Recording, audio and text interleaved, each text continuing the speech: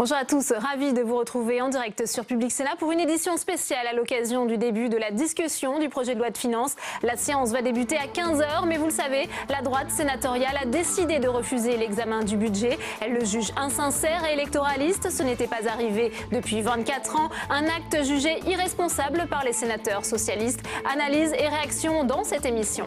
Et je vous rappelle que vous pouvez réagir à tous nos débats sur Twitter, #Sénat360. Pour m'accompagner aujourd'hui jusqu'à 16h30, Saveria Rojek et Tam Tranui en direct du Sénat. Le multiplex parlementaire, c'est tout de suite.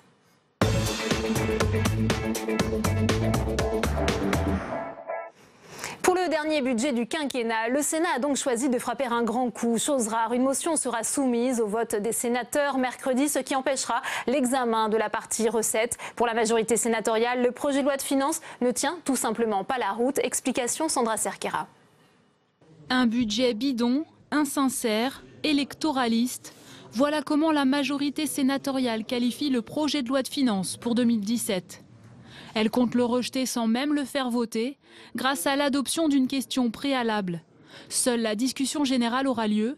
Le texte repartira donc sans modification à l'Assemblée nationale, une première depuis 1993. Les sénateurs n'ont pas à apporter leur garantie, leur caution. Les sénateurs n'ont pas à apporter leur vote à des mesures électorales, qui sont d'ailleurs des mesures sans lendemain, puisque ce budget ne sera pas exécuté, tout le monde le sait.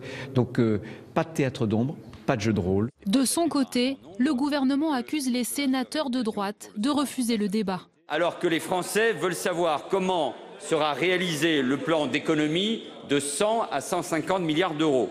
Et il faudrait nous dire clairement, il faut dire clairement au pays, comment vous comptez faire pour supprimer de 300 000 à 500 000 emplois publics. Pour la majorité sénatoriale, le projet de loi de finances repose sur des prévisions de croissance irréalistes. Et pour justifier leur rejet, la droite met en avant plusieurs points. Une masse salariale de l'État qui augmenterait de 4 %, une envolée selon la droite au Sénat. Une surestimation des dépenses, 7,4 milliards d'euros supplémentaires en 2017, d'après les élus. Et surtout, une sous-estimation du déficit. Le gouvernement table sur 2,7 %. Le Sénat est bien plus pessimiste et l'estime à 3,2 %. Et ça n'est pas un exercice qui permet au Parlement de se prononcer sur des vrais chiffres. Et que aujourd'hui, la France est à la traîne au niveau européen. Elle est à la traîne en termes de croissance, elle est à la traîne en termes de déficit. Et donc la copie du gouvernement, finalement, elle est déjà caduque. A l'inverse, la Commission européenne est plus optimiste. Elle voit la France passer en dessous de la ligne rouge des 3 % de déficit public imposé par Bruxelles. Un contre-argument pour le gouvernement.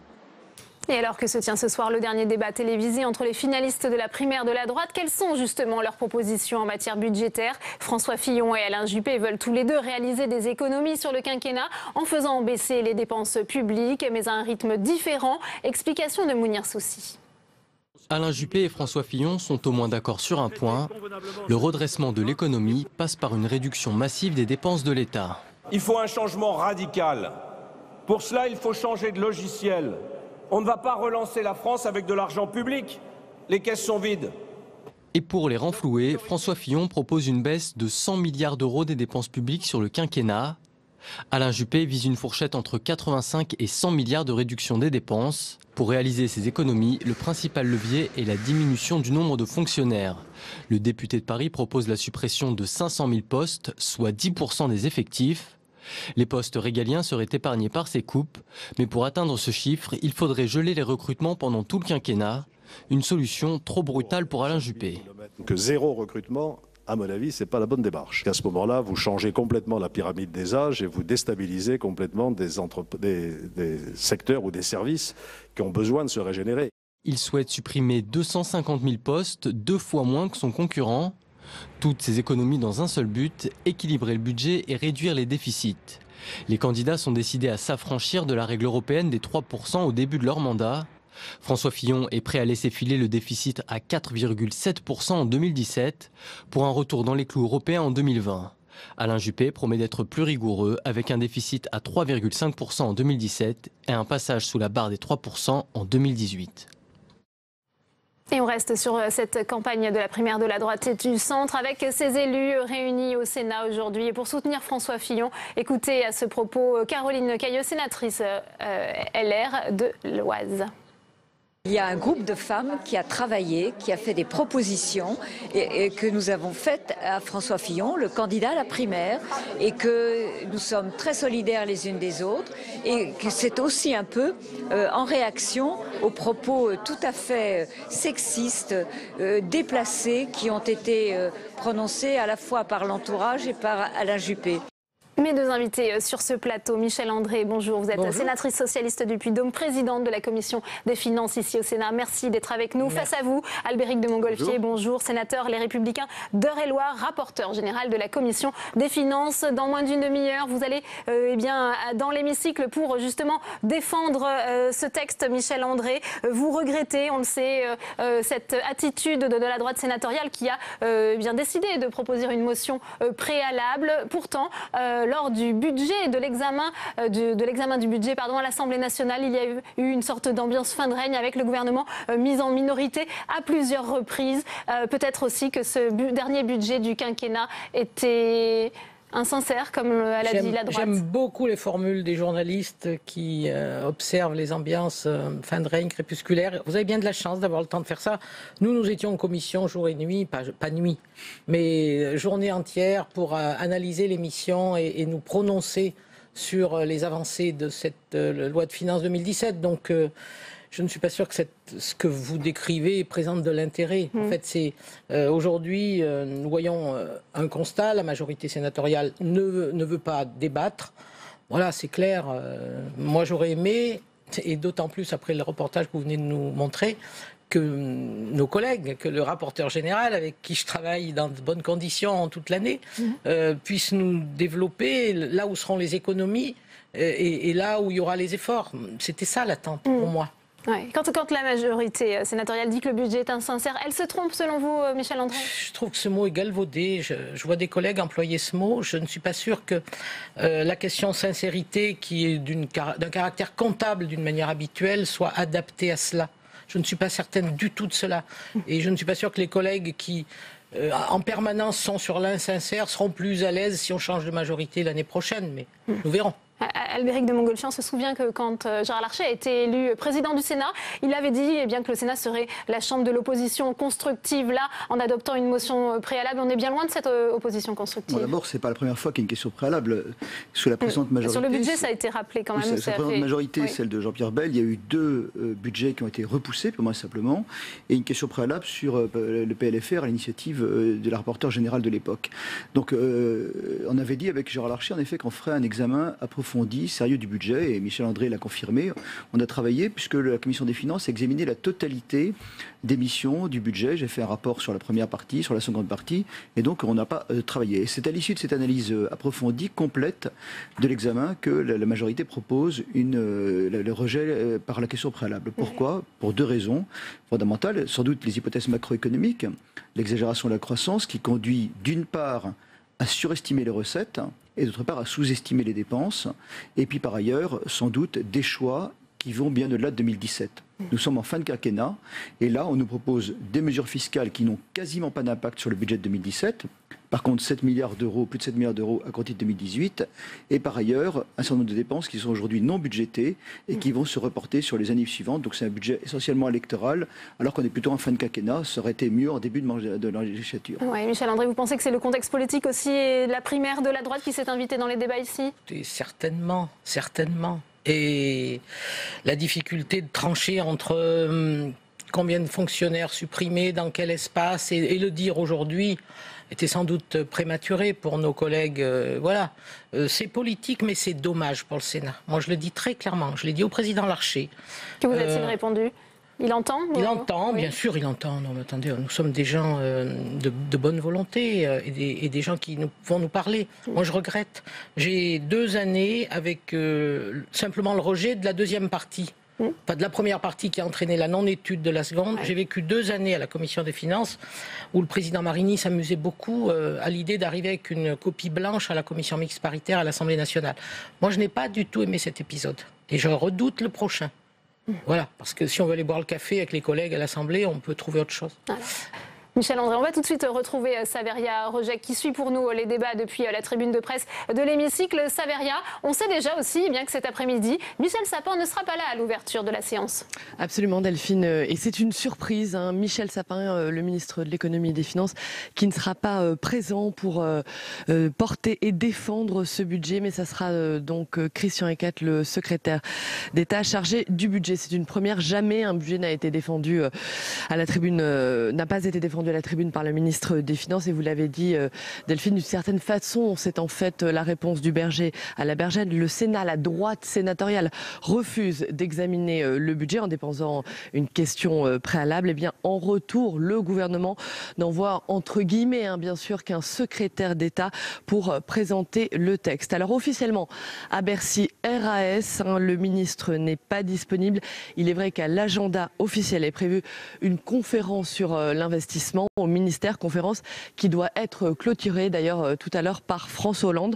Mais rien, il faut le dire, rien n'aurait empêché malgré tout Michel Sapin de venir faire quand même une vingtaine de minutes de présentation du budget en tout début d'après-midi, Delphine. Merci beaucoup Saveria. Albéric de Montgolfier, un mot sur l'absence de Michel Sapin. L'interlocuteur habituel, c'est en effet Christian Eckert, qui est un ministre compétent et qui est également parfois un redoutable orateur, donc, et qui est tout à fait compétent. Bon, souvent, mais en effet, Michel Sapin vient à l'ouverture, mais ensuite, dans la pratique, c'est Christian Eckert qui défend le budget. Donc on aura tout à l'heure l'occasion de confronter des points de vue, et ça n'enlève rien à la qualité du débat parlementaire. Alors, pas de polémique sur ce point. On retourne salle des conférences où nous attend Tam Tranui. Vous êtes avec le sénateur socialiste du Finistère, François Marc, c'est à vous. Oui, François Marc, est-ce que vous regrettez que Michel Sapin ne soit pas là pour l'ouverture des discussions sur le projet de loi de finances 2017 ? Jusqu'à hier encore, il était dans le dérouleur. Oui, enfin, je vois pas très bien ce que ça vient faire.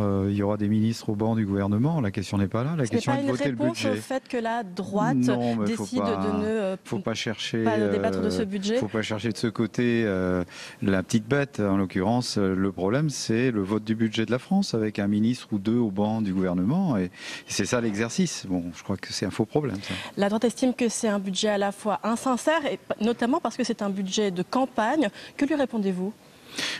Je crois qu'on cherche de très mauvaises raisons alors qu'on s'est préparé depuis des semaines au Sénat pour examiner le budget. Je crois que c'est l'acte noble par excellence de la fonction parlementaire que d'examiner le budget de la France. 380 milliards, c'est un exercice exigeant. La Commission des finances y est préparée, donc c'est tout à fait frustrant de voir qu'aujourd'hui la majorité sénatoriale refuse l'examen en séance et le débat autour de ce budget de la France. C'est vraiment incompréhensible. La droite parle aussi du problème du report de dépenses à 2018. D'ailleurs, Pierre Moscovici lui-même s'en était ouvertement inquiété. Qu'est-ce que vous répondez sur ce point ? On peut toujours, quand on regarde une chronique dans le temps, se dire qu'il y a des choses qui vont être étalées sur plusieurs années, en recettes et en dépenses, et chaque budget annuel comporte cette dimension-là. Donc, c'est pas nouveau cette année.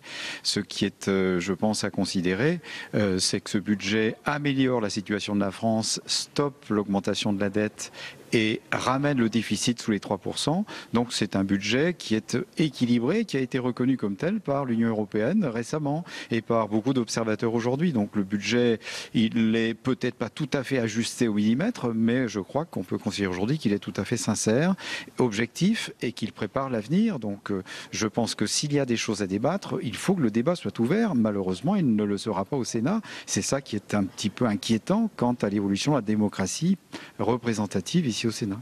Merci beaucoup François Marc d'avoir répondu à nos questions. Merci. Merci beaucoup Tam. Michel André, on entendait François Marc parler d'un budget équilibré, mais est-ce qu'il aurait permis de tenir les engagements vis-à-vis de Bruxelles, ce budget ? Mais Bruxelles vient de faire connaître son point de vue. La Commission a rendu son avis. Elle a dit que la France était en mesure de tenir son objectif de moins de 3%. C'était un projet du gouvernement à 2,7. Apparemment, Bruxelles le recale sur 2,8 ou 9. Et moi j'ai confiance dans notre gouvernement qui depuis des années a à chaque fois tenu ses objectifs. C'est ça qui est important. Albéric de Montgolfier, Pierre Moscovici, lorsqu'il était dedans de fonction, qu'il était à Bercy, avait pris l'engagement de ramener la France pour le déficit à moins de 3% en 2013. Nous sommes en 2017, on est encore éloigné de cet objectif et il a dit c'est jouable. Donc c'est jouable, c'est-à-dire qu'il y a encore beaucoup d'aléas. La Commission a rendu d'ailleurs son avis au vu du projet de loi tel qu'il avait été déposé au Conseil des ministres. Mais en fait, on va dire les choses. Tout le monde sait que quelle que soit la majorité qui sera sortie des élections, là je vais pas faire de pronostics, il y aura un collectif budgétaire à l'été 2017 qui sera en fait le véritable budget de la France. Il y aura des révisions de toute façon douloureuses et il faudra notamment constater les dépenses qui aujourd'hui n'ont pas été budgétées. Quitte à laisser filer les déficits la première année. Ce qui est important, c'est la trajectoire. Et ce qui malheureusement, ce qu'on a vu dans ce quinquennat, c'est qu'il y a eu, le gouvernement le reconnaît lui-même, une première période de choc fiscal. J'ai produit un rapport qui est sorti sur la politique fiscale du gouvernement et les mots ont été employés par d'autres que moi quand on a parlé de ras-le-bol fiscal. Et ensuite, c'est vrai qu'en fin de quinquennat, on a une tentative de correction un peu de la trajectoire en restituant un petit peu du trop d'impôts payés. Donc ce qui est important, c'est d'avoir une trajectoire et de se tenir dans la durée. Et là, on est en fin de quinquennat et on a l'impression qu'on ouvre un peu les vannes. Vous le disiez tout à l'heure dans le reportage, 4% d'augmentation de la masse salariale, par exemple. On voit que les dépenses sont moins tenues. Et on oublie complètement les 50 milliards d'euros d'économie qui étaient l'alpha et l'oméga de la politique gouvernementale. Ouais, c'est vrai, c'est un budget où on fait beaucoup de cadeaux fiscaux en cette dernière année, Michel André. C'est ce que dit la droite. J'ai envie de dire à notre rapporteur général qu'avant le mois de juillet, il y a 6 mois à vivre avec une loi de finances et un budget, des fonctionnaires à payer, des interventions, des gros engagements à tenir pour la France. Et que toutes les missions doivent être mises en œuvre. 6 mois après, certes, tous les ans, lorsqu'il y a une majorité qui change ou un gouvernement nouveau, il y a un projet de loi de finances rectificative. Il y en aura sans doute un, bien sûr. Mais nous avons quelques mois à vivre avant. Et ce budget-là, il permet cela. Nos militaires, ils sont au Sahel. Nos chercheurs ont besoin d'être encouragés. Nos jeunes ont besoin d'être soutenus. Voilà, le quotidien ne s'arrête pas parce que il y aura une élection. Et puis moi, je suis un peu choqué, je le dis très clairement, de penser qu'après tous les efforts qu'a fait ce gouvernement pendant 5 ans pour tenir l'objectif de reconquérir une souveraineté avec moins 3% déficit Maastricht, je suis étonné de voir qu'avec autant de légèreté, on dit on s'en fiche, on fera 4,7, 4,5. S'ils croient, ceux qui disent cela, que c'est simple, le retour en arrière, nous avons vu comment il a fallu peiner pour arriver de 7 quasiment 7 déficits à 3 demain. Voilà, j'invite à réfléchir sur ce sujet. Ouais, on continue le débat et on retourne celle des conférences puisque Pierre Laurent est au micro de Tam Tranui. Oui, Pierre Laurent, est-ce que votre groupe va voter la question préalable de la droite? Ça ne serait pas la première fois que les communistes rejetteraient un texte avec la droite, même si ce n'est pas du tout pour les mêmes raisons. Non, pas du tout. Nous n'allons pas la voter parce que tout simplement, on voit bien que les motivations de la droite sont très claires. La droite cherche une dérobade qui ne consiste pas à s'opposer à la logique du budget, mais en vérité à préparer des budgets, pire encore si elle revenait aux affaires. Elle ne veut pas affronter ce débat aujourd'hui pour des raisons de calcul politicien qu'on voit bien, mais nous sommes totalement opposés aux logiques que va défendre la droite dans le débat tout à l'heure. Alors comment les communistes peuvent-ils faire entendre leur voix singulière, puisque vous n'êtes pas non plus en accord avec le budget de la gauche? Avec le budget du gouvernement, qui n'est pas justement un budget de gauche, eh bien nous allons nous servir de notre temps de parole pour exprimer ce que nous avons à dire. Pas de motion de procédure de la part du groupe communiste? Nous allons voir tout à l'heure, peut-être, mais nous allons utiliser toutes les possibilités de faire entendre notre voix, en tout cas. Donc certainement. Voilà, mais nous voulons surtout faire entendre que la logique qui reste celle de ce budget est une logique qui ne nous va pas du tout, qui a conduit le pays dans les difficultés actuelles, une logique de pression sur la dépense publique et qui n'est pas une logique qui nous convient absolument. Alors quelle est votre position néanmoins sur le choix de la majorité sénatoriale pour le coup de ne pas débattre du tout de ce budget, cette question préalable qui sera donc adoptée? C'est tout de même exceptionnel. Ça nous paraît tout à fait regrettable. Une fois de plus, en fait, les calculs politiques des uns ou des autres servent à court-circuiter le débat parlementaire sur un sujet essentiel qui est celui du budget. Et nous comptions, comme d'habitude, même quand nous combattons un budget, nous cherchons quand même toujours à l'améliorer, à proposer des amendements, à faire avancer à chaque fois que c'est possible une mesure qui soit utile. Eh bien malheureusement nous ne pourrons pas le faire. Et je le répète, les motivations qui vont conduire la droite à utiliser cet artifice de procédure visent en fait à échapper à un débat clair et transparent sur ce que seraient ses intentions budgétaires au cas où elle reviendrait aux affaires. Oui, alors que nous sommes en pleine primaire. Merci beaucoup Pierre-Laurent d'avoir répondu à nos questions. Merci beaucoup Tam pour cette réaction en direct. Albéric de Montgolfier, on a entendu Pierre-Laurent. C'est aussi une volonté de manque de transparence de la part de la droite de ne pas vouloir débattre au grand jour de ce qui serait un budget d'alternance justement. Non, parce que chaque année, lorsque nous avons amendé le projet de loi de finances, nous avions pris un certain nombre de propositions qui d'ailleurs n'ont pas été retenues. On a fait des propositions d'économie chaque année et parfois, le Sénat a eu raison trop tôt, puisque l'année d'après, on a vu revenir des choses. On a vu, par exemple, la suramortissement qu'on avait proposé, repris dans la loi Macron. On a fait des propositions qui, sur le moment, n'ont pas été reprises, mais qui ensuite ont sans doute fait l'objet, pour le coup, d'une marque d'intérêt. Donc, quant au débat de la primaire, lorsque nous serions amenés, si nous étions amenés à examiner ce budget, nous aurions examiné à compter de la semaine prochaine les articles, je crois que le débat de la primaire aurait déjà été tranché. Donc, c'est pas évidemment le débat de la primaire qui interfère, c'est que fondamentalement, on ne peut pas amender un texte qui nous paraît pas acceptable, à la fois dans ses hypothèses de croissance et dans sa trajectoire pluriannuelle, puisque repousser au-delà de 2017 soit des économies, soit des coûts de hausse d'impôts, de baisse d'impôts, pour nous c'est inacceptable. Ouais. Michel André, vous êtes d'accord avec l'analyse de Pierre-Laurent ? Pierre-Laurent a sa logique, il l'a expliqué. Moi simplement je me dis que même si les deux CMP des années précédentes n'ont pas abouti, les commissions mixtes paritaires, notre travail, notre vrai travail, celui de la commission des finances, tout bord confondu quasiment, a été pris en compte puisque environ 70 articles ont été corrigés dans le dernier sur des reprises par l'Assemblée nationale, nos propositions. Et le rapporteur général dit ça n'a peut-être pas été entendu la première année, mais ça a été pris en compte ensuite. Et donc nous avons fait progresser. Moi ce que je regrette, c'est que cette année, le Sénat, qui est expert, qui par exemple était attendu par Europlace sur comment la place de Paris va-t-elle se défendre si le Brexit continue à créer du désordre à Londres.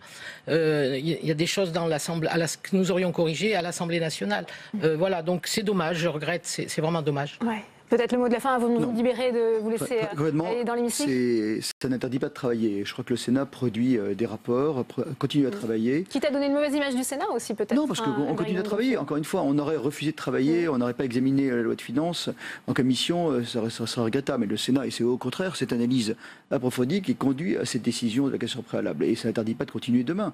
Il y aura d'autres textes, le Sénat va jouer pleinement son rôle, mais aujourd'hui, la responsabilité et le sérieux du Sénat, c'est de ne pas accepter un texte qui ne nous paraît pas acceptable.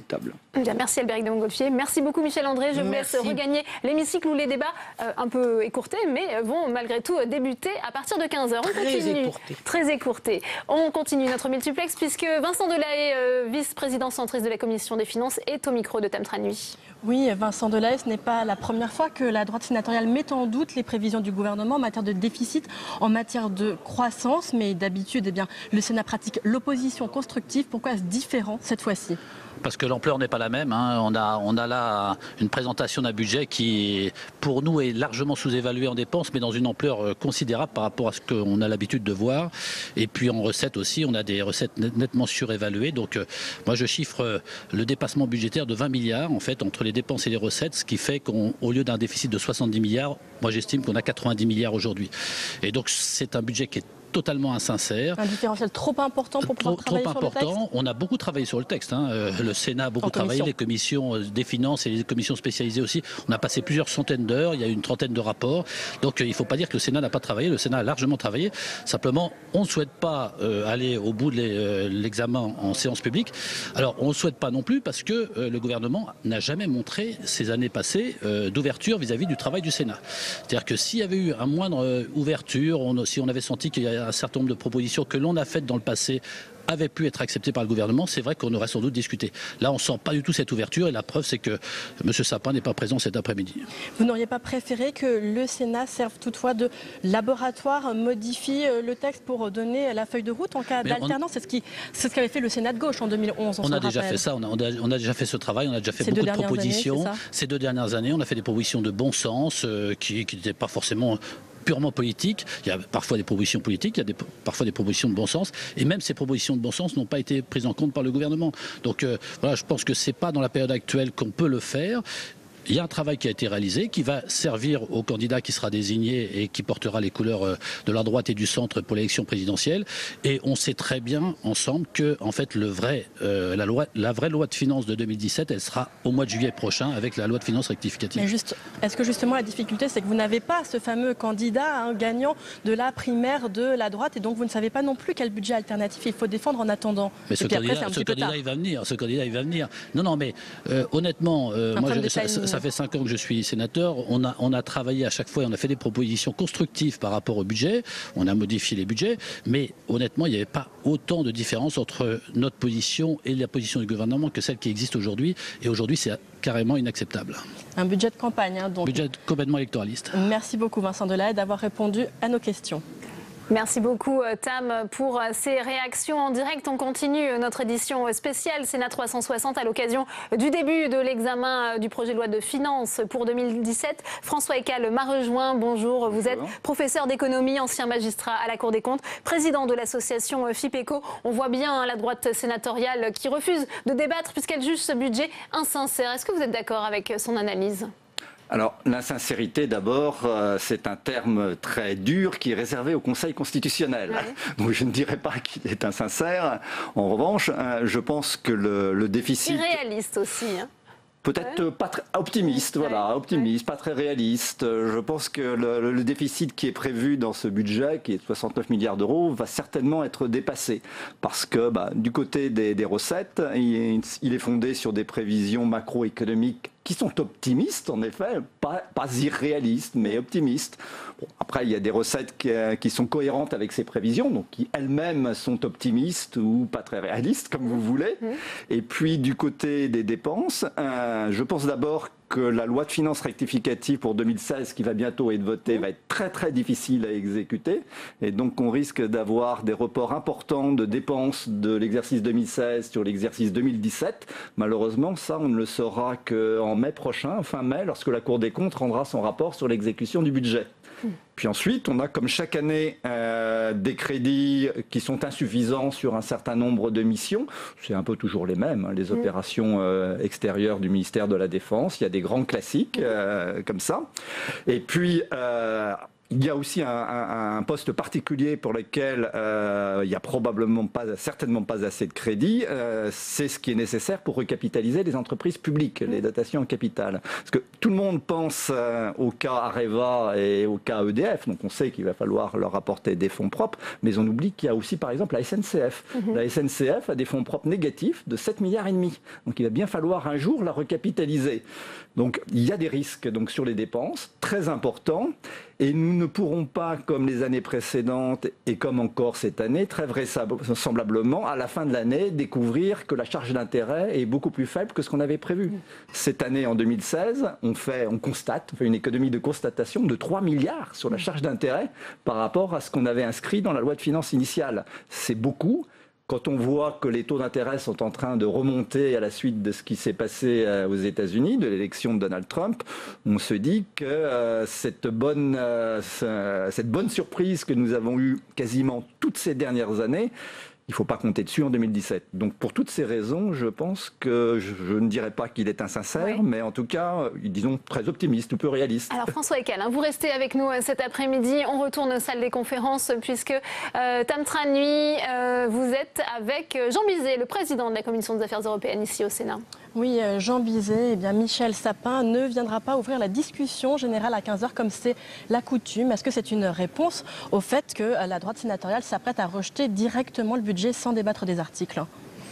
Ça peut être une explication. À mon avis, il y en a aussi une autre. Monsieur Sapin n'a sans doute pas envie d'entendre la vérité, à savoir que l'ensemble du Sénat, au travers de ses différentes commissions, et de la part essentiellement de la Commission des Finances, a considéré que ce budget était insincère et nous sommes en totale conformité avec le Haut Conseil des finances publiques. Que répondez-vous aux socialistes qui jugent que votre choix est irresponsable ? Non, notre choix est totalement réaliste pour la bonne raison, c'est que ce budget est bâti sur un certain nombre de paramètres qui sont totalement erronés. Ils ont voulu, au travers de ce budget, faire un artifice, si vous voulez.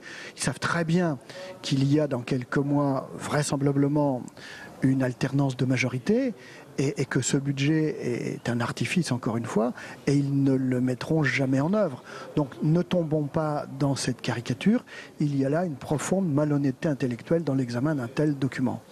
Mais tout de même, n'est-ce pas une occasion manquée? C'est le dernier budget du quinquennat. C'est quand même un texte très important dans la session parlementaire. Et finalement, donc, ne pas en débattre et ne pas le modifier, n'est-ce pas dommage?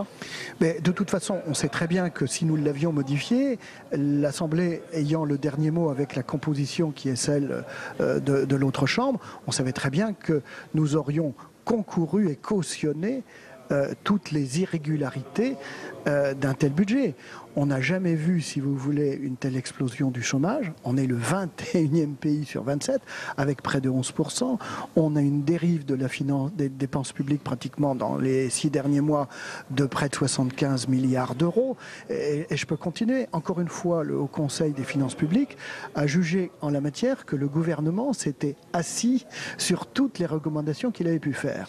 La droite a toujours critiqué, on vient de vous entendre à l'instant, le fait que la gauche laisse filer les déficits, mais François Fillon, qui est le favori à la primaire de la droite aujourd'hui, propose lui un déficit à 4,7% la première année. Qu'est-ce que vous répondez? Oui, je veux bien, mais simplement pour faire des investissements et non pas pour, je dirais, contribuer à payer des emplois aidés, des choses qui n'ont aucun impact précisément sur l'avenir.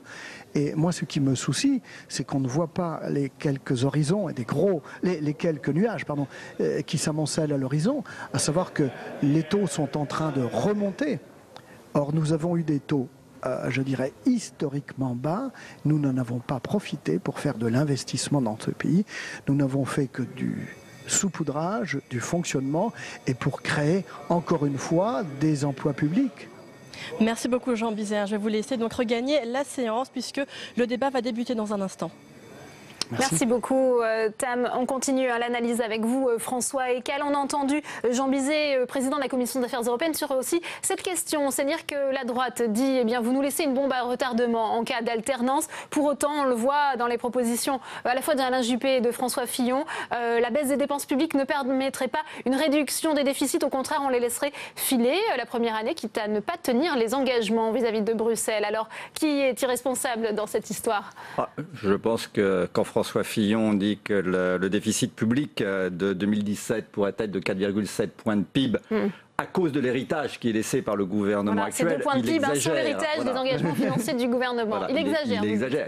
Et d'ailleurs, le rapporteur général de la Commission des finances, dans son rapport, dit que le déficit public prévisible pour 2017, si je me souviens bien, c'est 3,2, 3,3, quelque chose comme ça, où je pense aussi qu'il devrait être quelque part entre 3 et 3,5% du PIB, mais pas 4,7. Donc là, c'est un petit peu excessif. Et j'ai l'impression d'ailleurs que François Fillon est en train, d'après ce que j'ai compris, est en train de corriger. Oui. Après, il y a un autre sujet. C'est facile de se désengager, c'est ce que nous disait Michel André, président de la Commission des finances au Sénat. Est-ce que c'est facile de se désengager si facilement vis-à-vis de Bruxelles? On dit ça va être très difficile. Ça va être très difficile parce que la France a pris des engagements de ramener son déficit en dessous de 3% l'année prochaine. Ça fait déjà 2 fois que cet engagement a été pris et que la date à laquelle on devait revenir en dessous de 3% a été repoussée. Donc il est certain que si l'année prochaine la France ne respecte pas cet engagement, ça va poser beaucoup de problèmes. Ça va poser des problèmes non seulement pour la France, et le fait qu'on risque des sanctions financières, c'est pas du tout le sujet. Le vrai sujet, c'est que si la France ne respecte pas ce qu'elle a écrit et ce à quoi elle s'est engagée, il y a une rupture de plus en plus lourde qui va se faire entre la France d'un côté et l'Allemagne de l'autre. Oui. Les Allemands, ils ne sont pas comme ça. Eux, ils respectent les règles. Alors, François Ekal, on va tout de suite retrouver Saveria Rojek qui nous attend depuis la tribune de presse. Rapidement, Saveria, on voit Gérard Larcher qui vient de s'installer au plateau. Les débats vont s'ouvrir. Un mot sur le déroulement de cette séance particulière, on l'a dit. Eh bien, le président du Sénat, Gérard Larcher, va donc donner la parole à Christian Eckert et non à Michel Sapin. Christian Eckert, secrétaire d'État chargé du budget. Et puis après Christian Eckert, place à Béric de Montgolfier, le rapporteur général de la Commission des Finances, puis Michel André qui est à l'instant sur votre plateau. Michel André, présidente PS de la Commission des Finances. Et puis après Michel André, ce sera donc au tour de chaque chef de file du groupe, de chaque groupe politique, puis les présidents et les vice-présidents de chaque commission permanente du Sénat. Au total, Delphine, sont donc prévues 6 heures de discussion générale aujourd'hui et mardi prochain.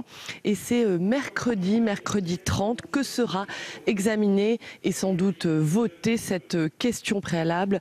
Une question déposée, on vient de le dire, par la droite sénatoriale qui mettra donc fin au débat, à l'examen du budget 2017 au Sénat. Et puis sachant enfin que le groupe communiste pourrait également, je le dis bien, déposer une motion, une question d'irrecevabilité qui devrait dans ce cas-là donc être examinée dans la foulée mercredi prochain.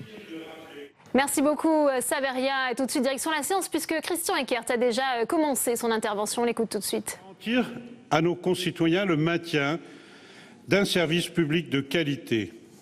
Un service public dont les bienfaits doivent profiter à la nation entière.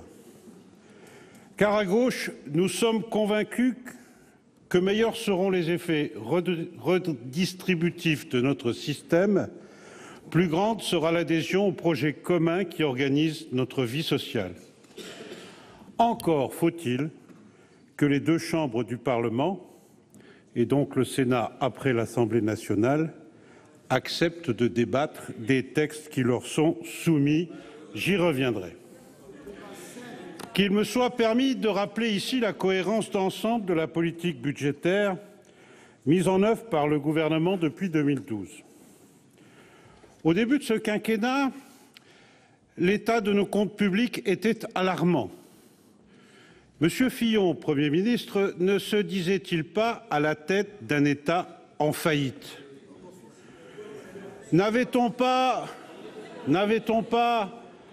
en Europe des inquiétudes fortes sur l'euro? Et après la Grèce, après quelques États du Sud, c'était la France qui était pointée comme étant un point fragile de l'euro. Nous avions à l'époque les agences de notation. Tiens, c'est curieux, on n'en entend plus parler. Nous avions à l'époque des agences de notation qui régulièrement, semaine après semaine, nous rappelaient la fragilité, l'état alarmant de l'État français en faillite de M. Sarkozy et de M. Fillon. Eh bien, nous mesurons aujourd'hui les effets positifs des mesures qui ont été prises. Ces mesures, mesdames et messieurs les sénateurs, ont pris l'exact contre-pied de celles qui trop longtemps avaient prévalu. Baisse du déficit, stabilisation de la dette, voilà deux points d'horizon pourtant capitaux que nos prédécesseurs semblaient avoir perdus de vue. Que constatons-nous aujourd'hui? Qu'en 2017, notre déficit public repassera pour la première fois depuis 10 ans sous la barre des 3%, alors qu'il s'élevait à 6,8% en 2010, plus du double. Que constate-t-on aujourd'hui? Que le déficit des 4 branches de la sécurité sociale est proche de zéro et que les comptes du régime général seront proches de l'équilibre en 2017. Alors qu'il présentait un déficit record de près de 24 milliards d'euros en 2010. Vous avez, mesdames et messieurs les sénateurs, d'ores et déjà examiné le PLFSS en nouvelle lecture. Oh, examiné curieusement. Pourquoi? Vous n'avez pas voté de trajectoire. Vous n'avez pas voté de niveau de l'Ondam. Vous auriez pu proposer une trajectoire, modifier celle proposée par le gouvernement, proposer un niveau de l'Ondam. Mais aujourd'hui, mesdames et messieurs les sénatrices et les sénateurs, vous n'avez pas dit si vous souhaitiez relever le niveau de l'Ondam ou si vous souhaitiez le baisser, ce niveau de l'Ondam. Vous ne nous avez pas dit si vous étiez favorable à l'augmentation de la consultation des médecins généralistes à 25 €. Vous ne nous avez pas dit si vous étiez défavorable ou favorable à l'augmentation du point d'indice de nos agents fonctionnaires de la fonction publique hospitalière. Alors, il était urgent de reprendre le contrôle de nos finances pour mieux stabiliser notre dette publique. Nous y sommes aujourd'hui parvenus. Et c'est une force de savoir que notre endettement est sous contrôle. Ainsi, pour la première fois depuis bien longtemps, le programme d'émissions à moyen et long terme de l'État baissera en 2017. Oui, le redressement des finances publiques est un des succès de cette législature. Et si les comptes en désordre sont le signe d'une nation qui s'abandonne, alors ce quinquennat aura été celui d'une France qui se reprend en main. Tout en opérant cette remise en ordre des comptes publics, le gouvernement s'est attelé à la lutte contre les inégalités. Et pour ce faire, il a entrepris par touches successives une véritable réforme de l'impôt. Là où certains auraient souhaité une réforme plus brutale, le gouvernement a dessiné les contours d'un système d'imposition plus progressif et plus juste. Ainsi, le barème de l'impôt de solidarité sur la fortune a été rétabli. La création d'une tranche supplémentaire à 45% a accru la progressivité de l'impôt sur le revenu. L'imposition du revenu du capital a été alignée sur celle des revenus du travail. Aux grandes dames de certains, les niches fiscales ont été réduites, le quotient familial a été plafonné. Depuis 2014, les classes populaires et les classes moyennes ont bénéficié de baisses d'impôts, grâce auxquelles leur niveau de vie a non seulement été préservé, mais s'est même amélioré pour les plus démunis de nos concitoyens. On oublie souvent, trop souvent, de souligner de tels résultats, alors même qu'ils sont de nature à restaurer la confiance de nos concitoyens en leur avenir. J'entends ici ceux qui me répondent que cette amélioration s'est faite aux dépens des plus aisés, dont on a exigé, et à raison, qu'ils contribuent davantage à l'effort de redressement de nos comptes publics. Nous ne rougissons pas de ce parti pris qui est conforme à nos engagements et à nos valeurs. Les mesures qui ont concerné les entreprises ont obéi à la même logique. Dans un premier temps, le gouvernement a pris des mesures ciblées sur les grandes entreprises, à la fois pour lutter contre l'optimisation fiscale, comme cela a été le cas, avec la non-déductibilité d'une partie des charges financières, et pour soutenir l'investissement au détriment du dividende, comme cela a été fait avec la taxe à 3% sur les dividendes. Puis, dans un deuxième temps, le CICE et le pacte de responsabilité et de solidarité sont venus alléger le coût du travail afin de procurer à plus de nos concitoyens une place sur le marché de l'emploi. Il nous a fallu répondre à la grande fragilisation de notre tissu productif à la suite de la crise financière. C'est pour y remédier que nous avons fait le pacte et le CICE. Nous l'avons fait avec pragmatisme, car pour l'économie française du début de la décennie, c'était la solution la plus à même d'amorcer la relance. Telle a été notre politique fiscale tout au long de cette législature, et ce projet de loi de finances s'inscrit dans le sillage de ce que nous avons fait depuis 2012. C'est, pour les ménages des classes moyennes, une nouvelle baisse de l'impôt sur le revenu. Ce sont, dans le même temps, des mesures contre l'optimisation de l'impôt de solidarité sur la fortune, d'ailleurs complétées dans le PLFR 2016 qui vient d'être déposé.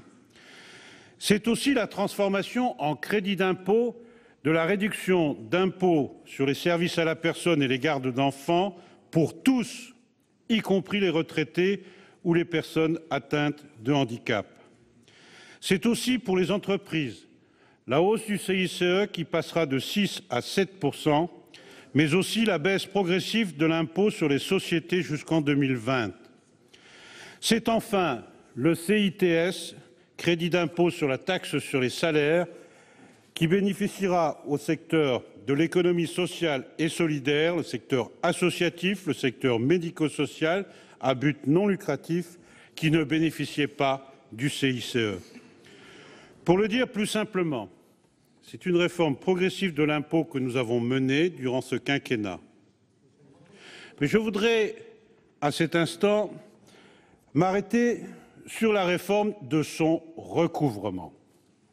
La réforme du recouvrement de l'impôt sur le revenu a souvent été annoncée.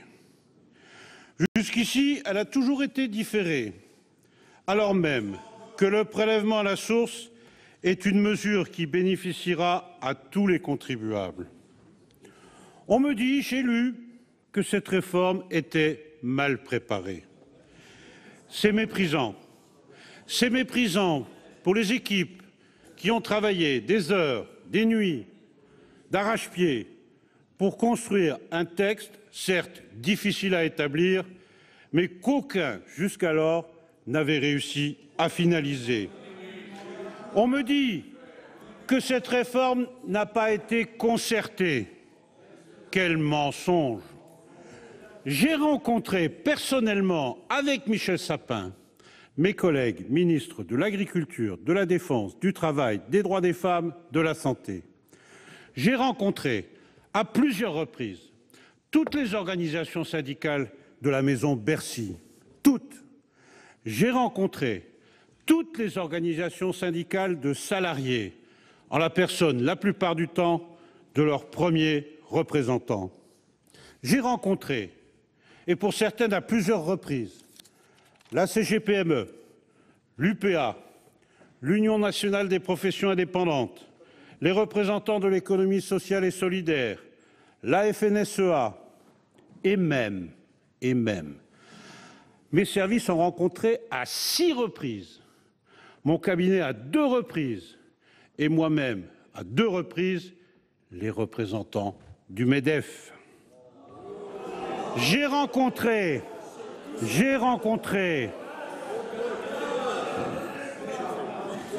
j'ouvre une parenthèse, mesdames et messieurs les sénateurs, devant vos cris de surprise. Le numéro 2 du MEDEF, M. Roux de Bézieux, a déclaré devant vos collègues de l'Assemblée nationale en commission que le MEDEF n'avait pas été concerté sur cette réforme. Je tiens à votre disposition les dates et les lieux de ces rencontres, j'en ai compté 10. J'ai rencontré, mesdames et messieurs, si monsieur, lisez le compte-rendu de la Commission des finances de l'Assemblée nationale. J'ai rencontré, mesdames et messieurs les sénateurs, à 2 reprises, les représentants de la FEPEM, la Fédération des employeurs des particuliers employeurs. J'ai rencontré, concernant les crédits d'impôt, les réductions d'impôts, France Générosité, qui regroupe la plupart des organisations caritatives, les Restos du Cœur, la Fondation l'Abbé Pierre. J'ai rencontré les représentants des associations d'assistantes maternelles qui étaient inquiètes au sujet de leur statut et de leur crédit d'impôt. Je me suis déplacé à 3 reprises en province. À chaque fois, j'ai rencontré des experts comptables, des DRH, des avocats fiscalistes, des notaires, à Tours, à Metz, à Montpellier. J'ai rencontré dans ces rencontres systématiquement des agriculteurs qui m'ont fait part de leurs soucis relatifs au prélèvement à la source. Ceux qui disent que cette réforme n'a pas été concertée sont des menteurs. On me dit également que cette réforme aurait été précipitée. Cette réforme a été annoncée il y a plus d'1 an. Elle a été préparée depuis le mois de janvier, puisque nous étions en pleine loi de finances et que nous avons entendu janvier. Nous avons donc travaillé avec tous ceux que je viens de citer. Nous avons travaillé pendant 1 an avec nos équipes. Et nous avons encore devant nous 1 an pour que chacune et chacun puisse s'adapter au XXIe siècle avec les technologies qui existent, j'y reviendrai, aux dispositions qui permettra de rendre cette réforme opérationnelle. Mais, mesdames et messieurs les sénatrices et les sénateurs, qu'est-ce qui est important? Mais l'important dans ce dispositif, ce sont les contribuables. Et pour les contribuables, cette réforme leur permettra d'appréhender, au moins du point de vue de l'impôt, certains moments clés de leur vie. Avec le prélèvement à la source, les changements de situation, les moments de transition, parfois douloureux, sont très rapidement pris en compte par l'administration fiscale. J'entends certains prétendre que cette réforme ne changera rien, qu'une mensualisation obligatoire aurait suffi. Cela n'ont visiblement pas compris. Ils n'ont jamais pris leur retraite. 700 000 de nos concitoyens le font tous les ans. Ils n'ont certainement pas fait l'expérience du chômage. 30% des foyers fiscaux français connaissent des baisses significatives d'une année à l'autre de leurs ressources. Ils ont peut-être eu des enfants, mais ils n'avaient manifestement aucun problème de trésorerie pour avancer les dépenses que suppose cet heureux événement. Chaque année, 800 000 de nos concitoyens connaissent une naissance dans leur foyer. Ils n'ont certainement jamais pris de congé parental, ils n'ont certainement jamais pris d'année sabbatique, ils n'ont certainement jamais choisi un temps partiel. Avec le prélèvement à la source, tous les changements de situation connaîtront un alignement immédiat de l'impôt payé. Car c'est bien là que réside l'avantage de cette réforme. Quand le revenu varie, l'impôt s'adapte aussi. La simple mensualisation du recouvrement ne tient pas compte de la volatilité des situations professionnelles et familiales qui est le propre de notre société et qui s'accentue de jour en jour dans notre monde et dans notre économie en mutation. Nous ne cessons de le répéter, cette réforme viendra protéger les contribuables dans les situations de fragilité qu'ils peuvent connaître, même de façon passagère. Et c'est le rôle de la puissance publique de veiller à ce que tous nos concitoyens, sans exception, bénéficient des mesures qui leur sont favorables. Je sais que, comme toute réforme, celle-ci peut susciter des craintes face aux changements qu'elle entraînera. Malheureusement, l'absence de débat ne nous permettra pas d'en aborder chacun des aspects, tels la confidentialité des informations fiscales des salariés, qui est garantie, ou la réduction au minimum des diligences demandées aux employeurs. Arrêtons-nous sur ce point. Sur ce point, les apports de la déclaration sociale nominative sont essentiels. Et ils permettront de rajouter une ligne sur la fiche de paye de façon dématérialisée, automatique et sécurisée. Rajouter une ligne au XXIe siècle, ce serait terrifiant, ce serait une charge insurmontable.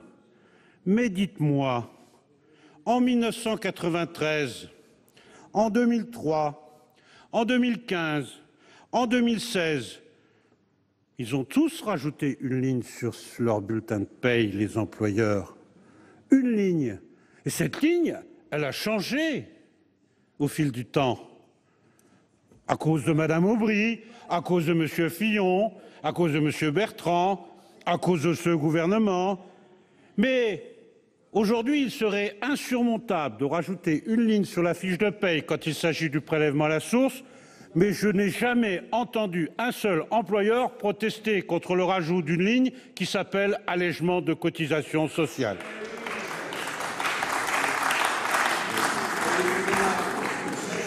J'en viens à la politique budgétaire que nous avons suivie pendant cette législature et que nous poursuivons en 2017. Elle a permis une baisse continue du déficit public, je l'ai déjà souligné. Mais elle a aussi permis de dégager les moyens nécessaires pour rendre la vie meilleure dans ce pays. Car il y a eu une constante durant cette législature. Jamais nous n'avons hésité à dégager les moyens nécessaires pour celles et ceux qui en ont besoin et puissent bénéficier de l'aide de l'État. C'est le plan pauvreté qui a revalorisé le RSA de 10% au-delà de l'inflation. Pour ceux qui travaillent, c'est la prime d'activité. Pour nos jeunes, ce sont les revalorisations des bourses, les créations de postes d'enseignants, la garantie jeunes. L'aide aux plus démunis a été la ligne directrice de notre politique budgétaire. Les politiques de solidarité et d'insertion ont bénéficié de 1,9 milliard d'euros de moyens supplémentaires entre 2013 et 2017. Pour l'accès et le retour à l'emploi, pour la formation professionnelle, ce sont 2,3 milliards d'euros de dépenses nouvelles qui ont été autorisées. Et à côté de ce fil rouge, la sécurité des Français a exigé que nous relevions des défis que personne n'aurait pu prévoir en 2012. Ces défis, nous y avons fait face tout en respectant notre contrainte budgétaire. tout en respectant nos schémas d'emploi. On en parle beaucoup, j'y reviendrai. Nous avons mis tous les moyens nécessaires sur la défense, la police, la gendarmerie, la justice. Depuis la loi de finances initiale pour 2015, les moyens budgétaires alloués à ces différents secteurs ont progressé de 2,7 milliards d'euros. Et dans le même temps où nous dégagions ces nouveaux moyens pour les Français, nous avons réduit les dépenses les moins utiles.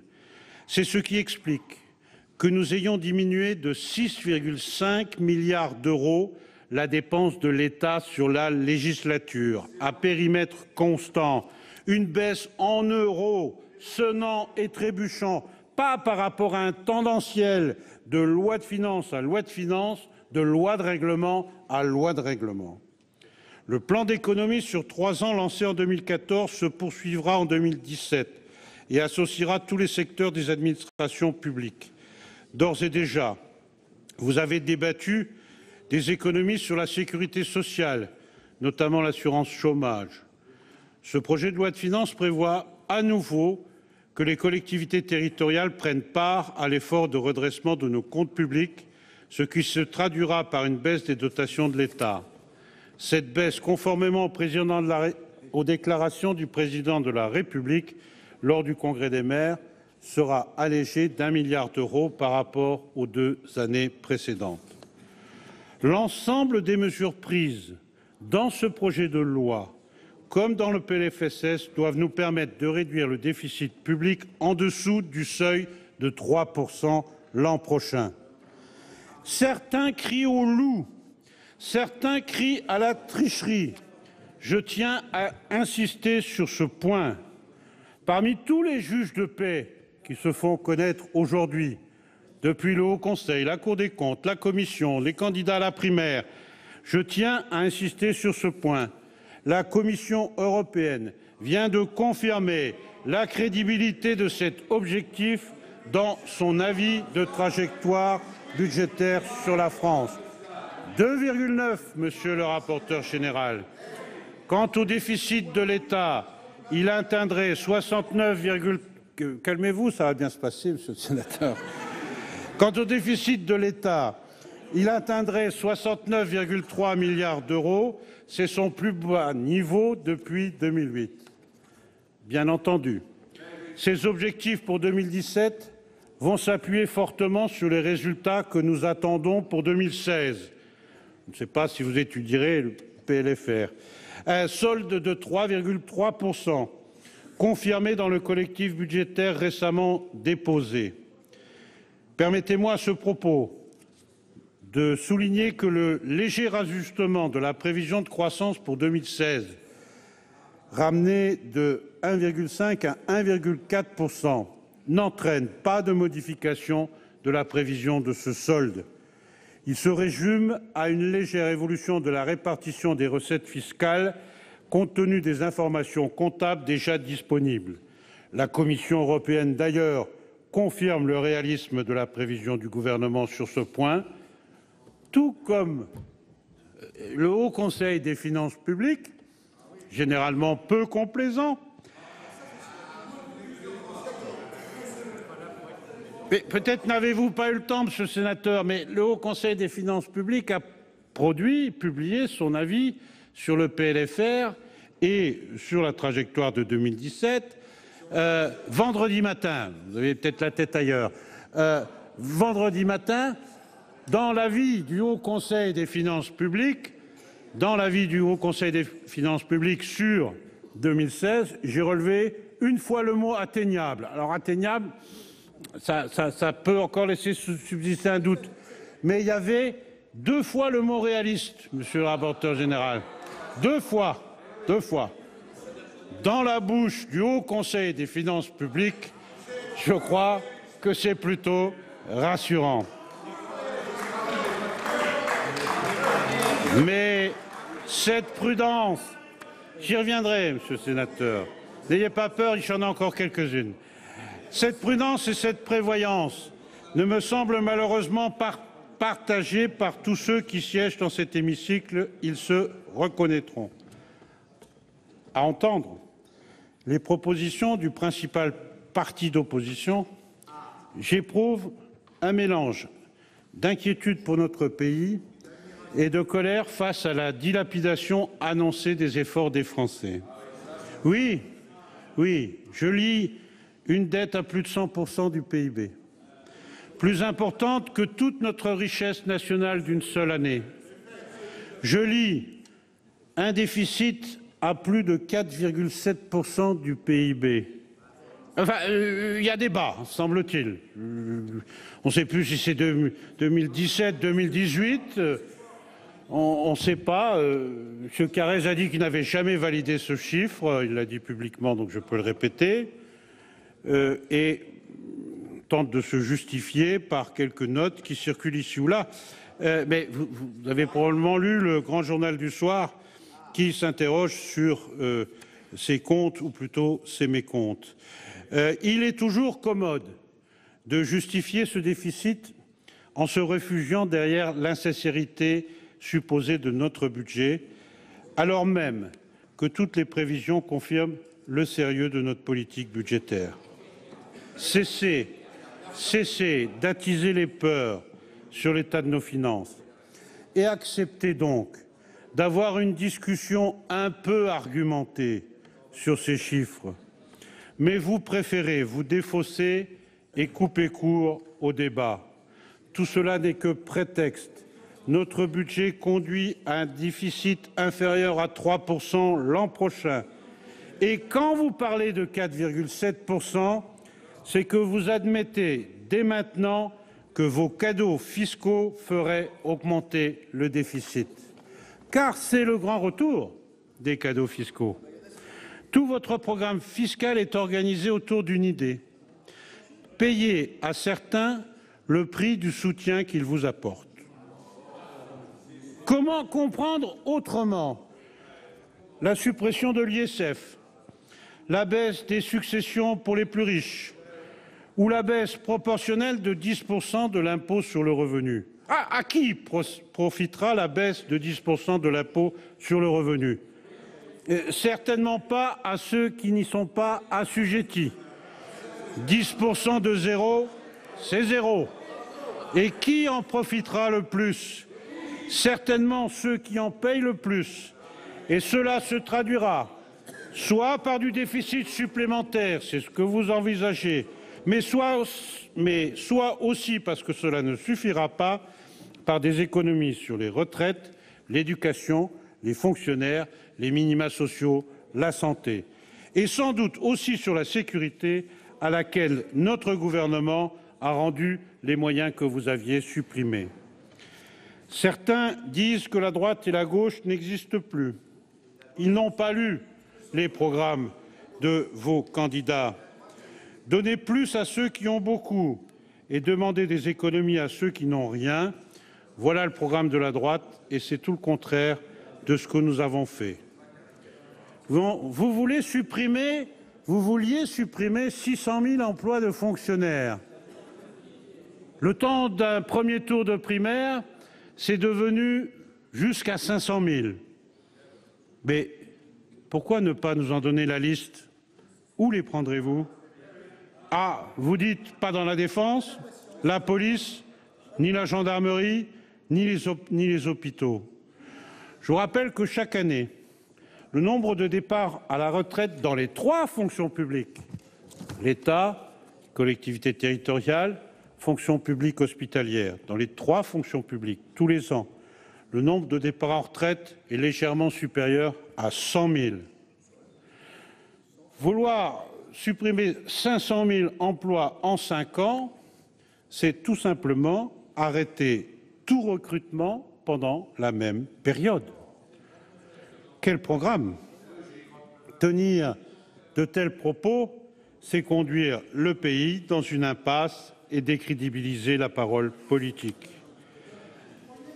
Depuis 5 ans, nous avons mené une politique dont nous pouvons être fiers.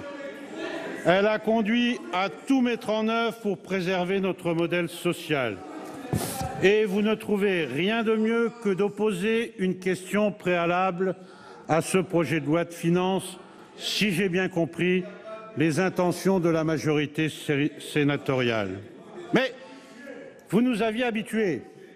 Vous nous aviez habitués. L'an dernier, vous aviez adopté un texte, in fine, qui était en excédent massif. Pourquoi? Vous n'aviez pas voté la plupart des crédits de dépenses, sans d'ailleurs trop dire, là encore, si vous en vouliez plus ou si vous en vouliez moins. Vous n'aviez pas voté l'article liminaire, vous aviez voté un texte absolument inapplicable et même complètement inconstitutionnel. Alors cette année, si j'ai bien compris, vous vous défaussez encore. Mais vous ne dites rien de votre stratégie globale. Faut-il plus ou moins de dépenses? Faut-il revenir à l'équilibre? Et comment? Vous ne répondez jamais à ces interrogations. Et ce que vous prenez pour un baroud d'honneur vous détourne du devoir qui est le vôtre. Débattre des textes, légiférer au nom de la nation et de toutes ses composantes que vous êtes censés représenter. Quelle perte pour le débat démocratique. Quelle piètre image de l'institution qui se voudrait sage et qui se montre lâche. Croyez bien qu'à gauche, nous demeurons fidèles aux principes démocratiques et aux valeurs républicaines et nous nous battrons pour que vivent ces principes et ces valeurs.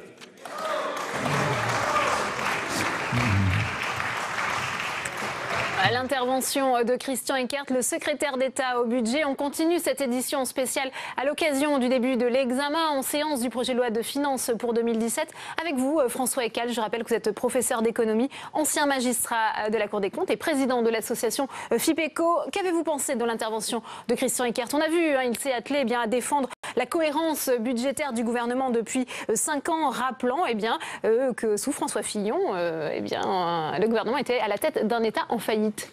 Oui, Christian Eckert nous a rappelé que le déficit public était beaucoup plus élevé en 2010, puisqu'il représentait plus de 6,5% du PIB, et donc que le gouvernement actuel l'a beaucoup réduit. Il oublie quelque chose. Il oublie qu'en 2008-2009, la France, comme l'ensemble du monde, a connu la pire récession qu'on n'a jamais connue depuis l'entre-deux-guerres.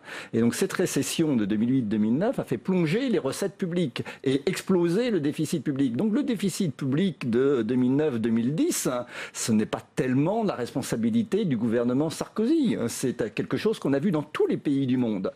Donc je pense que là, il exagère un peu. Il faut rétablir cette vérité. Alors après, en 2007, avant la crise de 2008-2009, c'est vrai que le déficit public français était déjà très élevé. Il était déjà de presque 3% du PIB.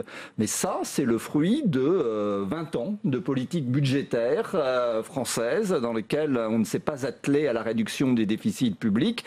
Et donc c'est une responsabilité qui est partagée entre tous les gouvernements qui se sont succédés depuis 1960.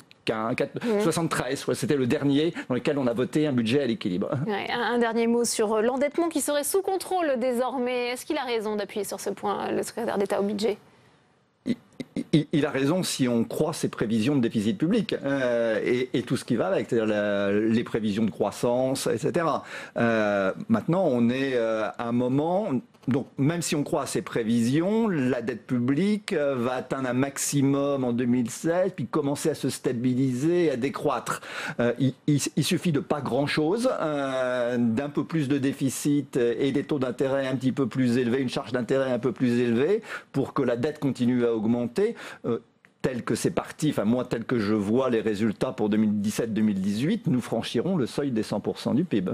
Eh bien, merci François Ekal pour votre analyse. On retourne en séance puisque c'est le rapporteur général du budget qui s'exprime. On l'écoute tout de suite. Le déficit public tel qu'annoncé est, et je le cite également, improbable. Le Haut Conseil pointe également un nombre de risques en dépenses, qu'il s'agisse de l'évolution des dépenses d'assurance maladie, qu'il s'agisse de la recapitalisation pour le secteur énergétique et qui rendent, à ses yeux, la sincérité de ce budget contestable. Le Haut Conseil vient encore, vous l'avez dit, mais vous n'avez pas été tout à fait complet, Monsieur le Ministre, le Haut Conseil vient encore de confirmer son appréciation vendredi dernier en examinant le collectif de fin d'année qui ramène la prévision de croissance de 1,5% à 1,4% pour 2016, tout en soulignant que cette première révision ne sera peut-être pas suffisante. Ce projet de loi de finances n'a fait l'objet donc d'aucune prudence, dans ses évaluations de recettes et malheureusement se trouve à la merci de toute mauvaise nouvelle, qu'il s'agisse de la remontée des taux d'intérêt, ça a un petit peu commencé, ou qu'il s'agisse de performances économiques moins bonnes qu'anticipées. Nous n'y croyons pas parce que la Commission des finances, qui est munie de son expérience, à force d'examiner au cours de l'année nombre de projets d'avance, de décrets d'avance, par exemple celui de septembre dernier qui a ouvert 1,4 milliard d'euros de crédits pour financer 150 000 crédits non aidés et non budgétés, la Commission des finances a elle-même évalué l'ampleur des surestimations de recettes et des sous-estimations de dépenses pour 2017. Nous considérons, sans retenir les hypothèses les plus défavorables, que l'impasse budgétaire pourrait atteindre 12 milliards d'euros, ce qui conduirait notre pays à un déficit de l'ordre de 3,2% du PIB. L'an prochain, on est bien loin des 2,7% annoncés. Et bien sûr, il y a des sous-budgétisations récurrentes. Elles ont atteint en moyenne 2,5 milliards d'euros sur la période 2011-2015. Ça concerne cette fois-ci encore une fois les OPEX, ça concerne encore une fois les opérations de sécurité intérieure, ça concerne également l'hébergement d'urgence, ça concerne les contrats aidés, ça concerne l'aide médicale d'État, ça concerne les contentieux communautaires. Et cette année, nous devions y ajouter les participations financières de l'État. Et vous le savez, malheureusement, cette liste n'est pas exhaustive. Mais notre appréciation de ce projet de loi de finances ne se fonde évidemment pas sur la seule estimation des dérapages prévisibles sur l'année 2017. Elle résulte de l'analyse très détaillée de l'ensemble de ces dispositions. Je vous ai bien entendu, Monsieur le ministre, et vous l'avez dit également à l'Assemblée nationale, vous avez dit il semblerait à l'Assemblée nationale que le Sénat refuse de faire son travail. Vous n'êtes pas sans savoir que nous avons publié de nombreux rapports, que nous avons consacré en commission des finances 43 heures à l'examen de ce budget et que, à ces heures, s'ajoutent bien évidemment celles consacrées par les commissions pour avis qui ont multiplié les auditions ministérielles et qui ont conduit leurs propres travaux. Et cela, sans compter cette même discussion générale que la conférence des présidents a choisi de rallonger afin que, précisément, chacun puisse s'exprimer. Faire son travail ne consiste pas, pour la commission des finances, à approuver les choix du gouvernement. Nous avons donc très précisément examiné l'ensemble de ces articles et des missions budgétaires et pris en compte non seulement le texte proposé par le gouvernement, mais évidemment, bien également, les modifications introduites par l'Assemblée nationale. Alors, à l'issue de cet examen très approfondi, que peut-on retenir? On peut retenir qu'après un quinquennat marqué par un choc fiscal tout particulièrement en direction des ménages, dont l'imposition, et je vous invite à lire le rapport qui a été publié ce matin, c'est de plus de 31 milliards d'euros plus élevé qu'en 2012. Entre 2016 et 2012, plus de 31 milliards d'euros d'imposition pour les ménages. Eh bien, il y a une seule mesure ponctuelle dans ce PLF, celle de la réduction proportionnelle en faveur des foyers fiscaux pour un coût de 1 milliard d'euros. Ça représente un gain moyen de 154 euros par foyer fiscal. C'est vrai qu'il y a un geste du côté des ménages, selon les termes du président de la République, sans doute à l'approche des échéances électorales, mais qui a été défini en fonction de faibles marges de manœuvre en recettes. Il faut préciser que l'inscription dans le Code général des impôts de cette nouvelle réduction sui generis vient encore complexifier l'impôt et vient brouiller la visibilité du barème. Puisque nous avons un empilement de dispositifs, nous avons la décote simple, nous avons la décote conjugale, nous avons la réduction d'impôt proportionnelle. Bref, tout cela témoigne de la vaine tentative du gouvernement d'annuler les effets du choc fiscal du début du quinquennat et de faire oublier l'absence de stratégie en matière fiscale. Aujourd'hui, le résultat est que seuls 43,8% des foyers fiscaux acquittent l'impôt sur le revenu contre 50% en 2012. L'impôt se trouve ainsi concentré sur un nombre toujours plus réduit de contribuables qui payent toujours davantage. Mais le renforcement de la concentration de l'impôt sur les ménages les plus aisés ou sur la classe moyenne n'est pas tout. J'ai, à cet égard, procédé à une évaluation la plus précise possible des effets des autres impositions, TVA, contribution au service public d'électricité, la fameuse CSPE, et d'autres impositions sur le budget des ménages. Et cette analyse montre quoi? Montre une augmentation de près de 6% du poids des prélèvements indirects entre 2011 et 2015. Cette hausse, elle aura donc davantage pesé sur les ménages modestes du fait du caractère dégressif de la fiscalité indirecte. Par ailleurs, les mesures obligatoires en prélèvement adoptées depuis 2012 ont largement défavorisé les actifs et les familles.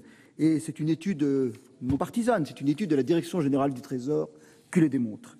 C'est les raisons pour lesquelles nous avions souhaité, l'an dernier, relever le plafond du quotient familial et alléger l'imposition des classes moyennes. Mais chacun le sait, nos propositions n'ont pas été retenues.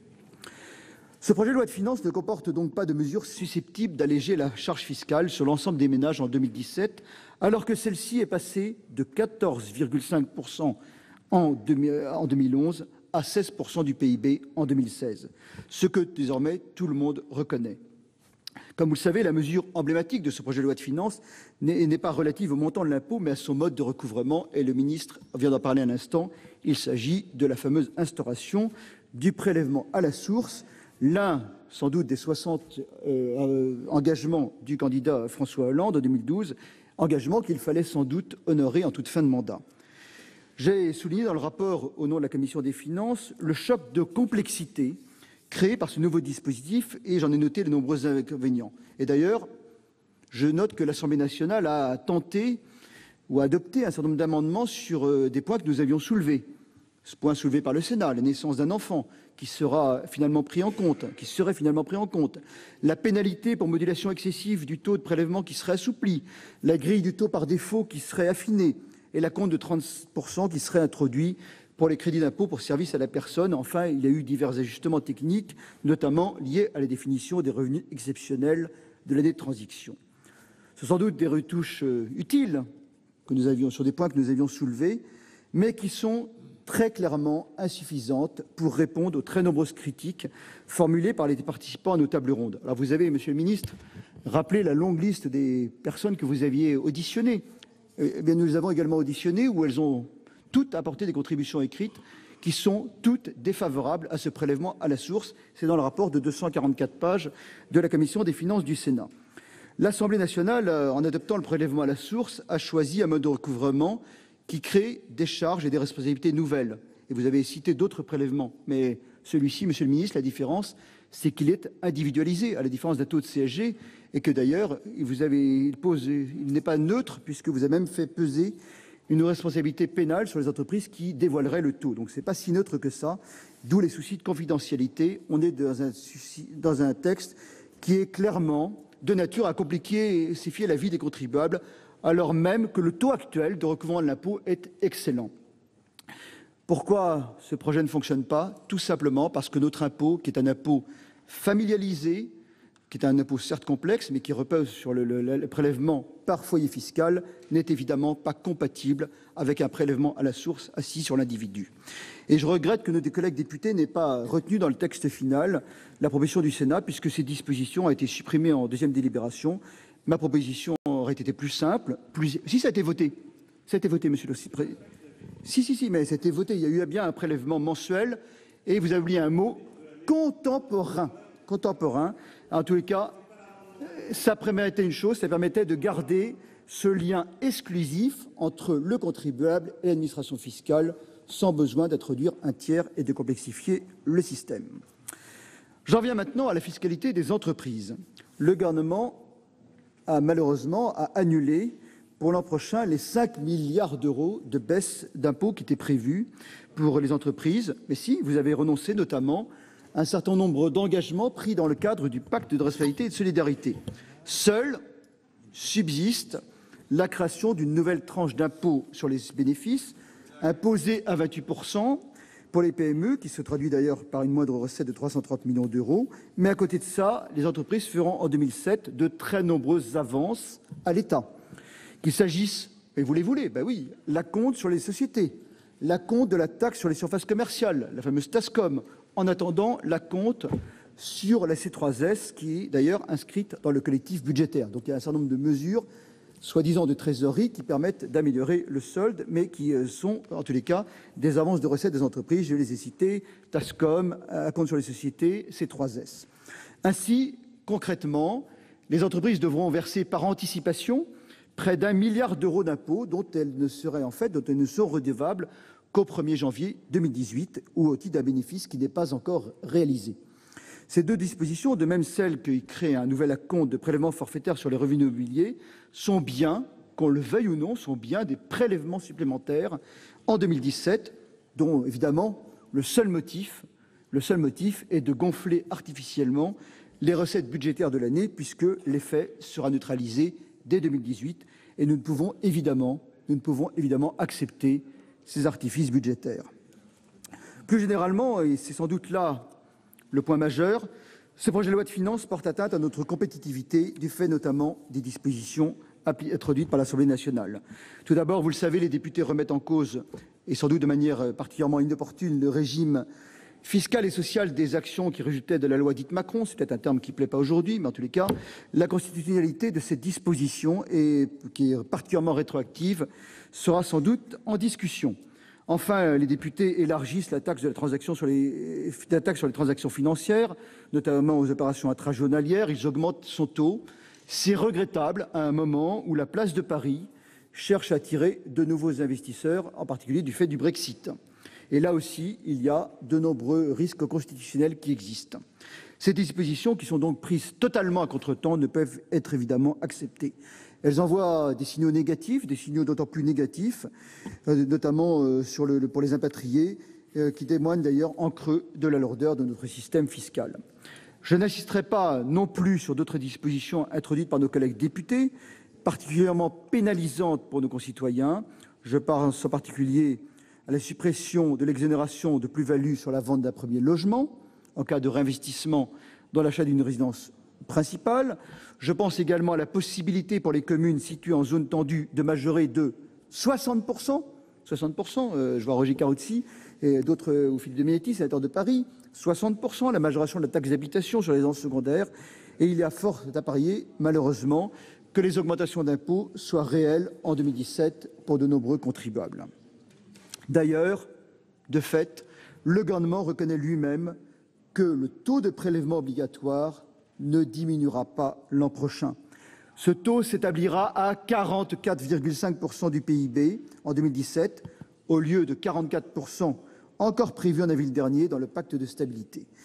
Le gouvernement a fait le choix de modifier donc très profondément l'équilibre en recettes et en dépenses en 2017 en renonçant aux baisses de fiscalité pourtant promises afin de pouvoir relâcher de manière significative les efforts sur la dépense publique. Et de fait, les dépenses d'impôts attendront 2018. Alors, si on examine maintenant plus précisément les dépenses de l'État, disons tout de suite, le plafond prescrit en loi de programmation des finances publiques est dépassé de 9,100 milliards d'euros dès le projet de loi de finances. Vous le savez, le gouvernement nous a jusqu'à maintenant parlé et fait l'alpha et l'oméga de sa politique des fameux 50 milliards d'euros d'économies. Ça avait été pourtant, en effet, le leitmotiv de sa communication. Aujourd'hui, c'est oublié. Le quantum d'économies prévu en 2017, dans le cadre de ce plan, officiellement abandonné, est revu 19 milliards à 12 milliards, dont, j'allais dire, seulement 1,5 milliard d'euros pour le budget de l'État. Et encore, ce chiffre fort modeste traduit-il une hausse réelle des dépenses qui sont atténuées par des économies de pure constatation, économies qui ne dépendent en aucunement des choix du gouvernement. Ainsi, parmi ces économies de constatation, la charge de la dette qui est revue très nettement à la baisse de 7,7 milliards d'euros, même s'il faudrait sans doute être prudent de ce point de vue, le prélèvement sur recettes au profit de l'Union européenne qui devrait être lui aussi inférieur de 2,4 milliards d'euros à la prévision de la loi de programmation, ce qui permet d'afficher une économie à moindre frais.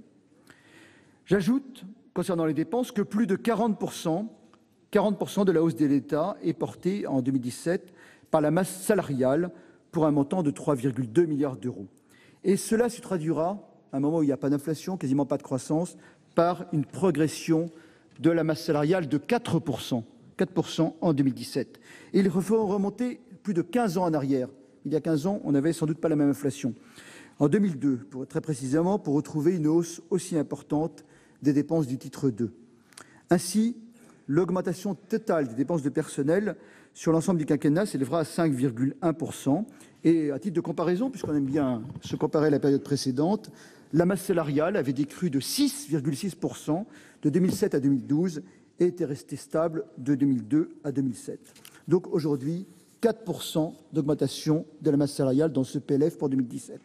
Et donc c'est une hausse de dépenses de personnel qui, concrètement, annule purement et simplement presque l'intégralité des efforts de la maîtrise réalisés depuis près de 10 ans. Ça entraînera bien évidemment des conséquences budgétaires pérennes bien au-delà du seul exercice 2017, puisque les fonctionnaires engagés devront être payés tous les ans.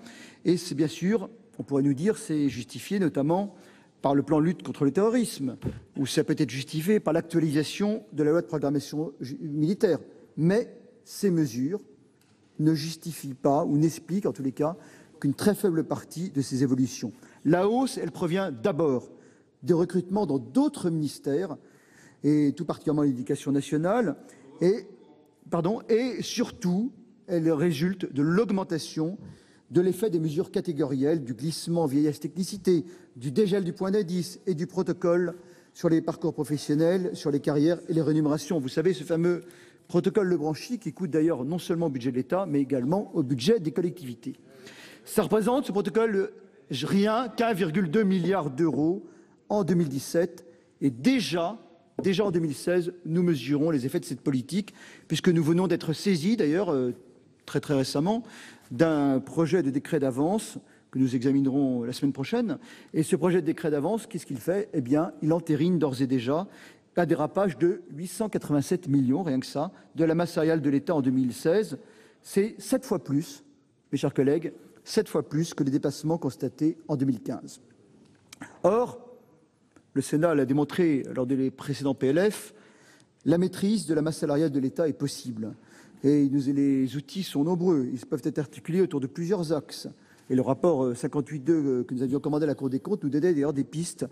Une réduction des effectifs résultant d'une rationalisation des missions de l'État, un accroissement du temps de travail dans la fonction publique, un effort supplémentaire demandé aux opérateurs de l'État, un développement de la mobilité dans l'intérêt du service. Les pistes sont nombreuses.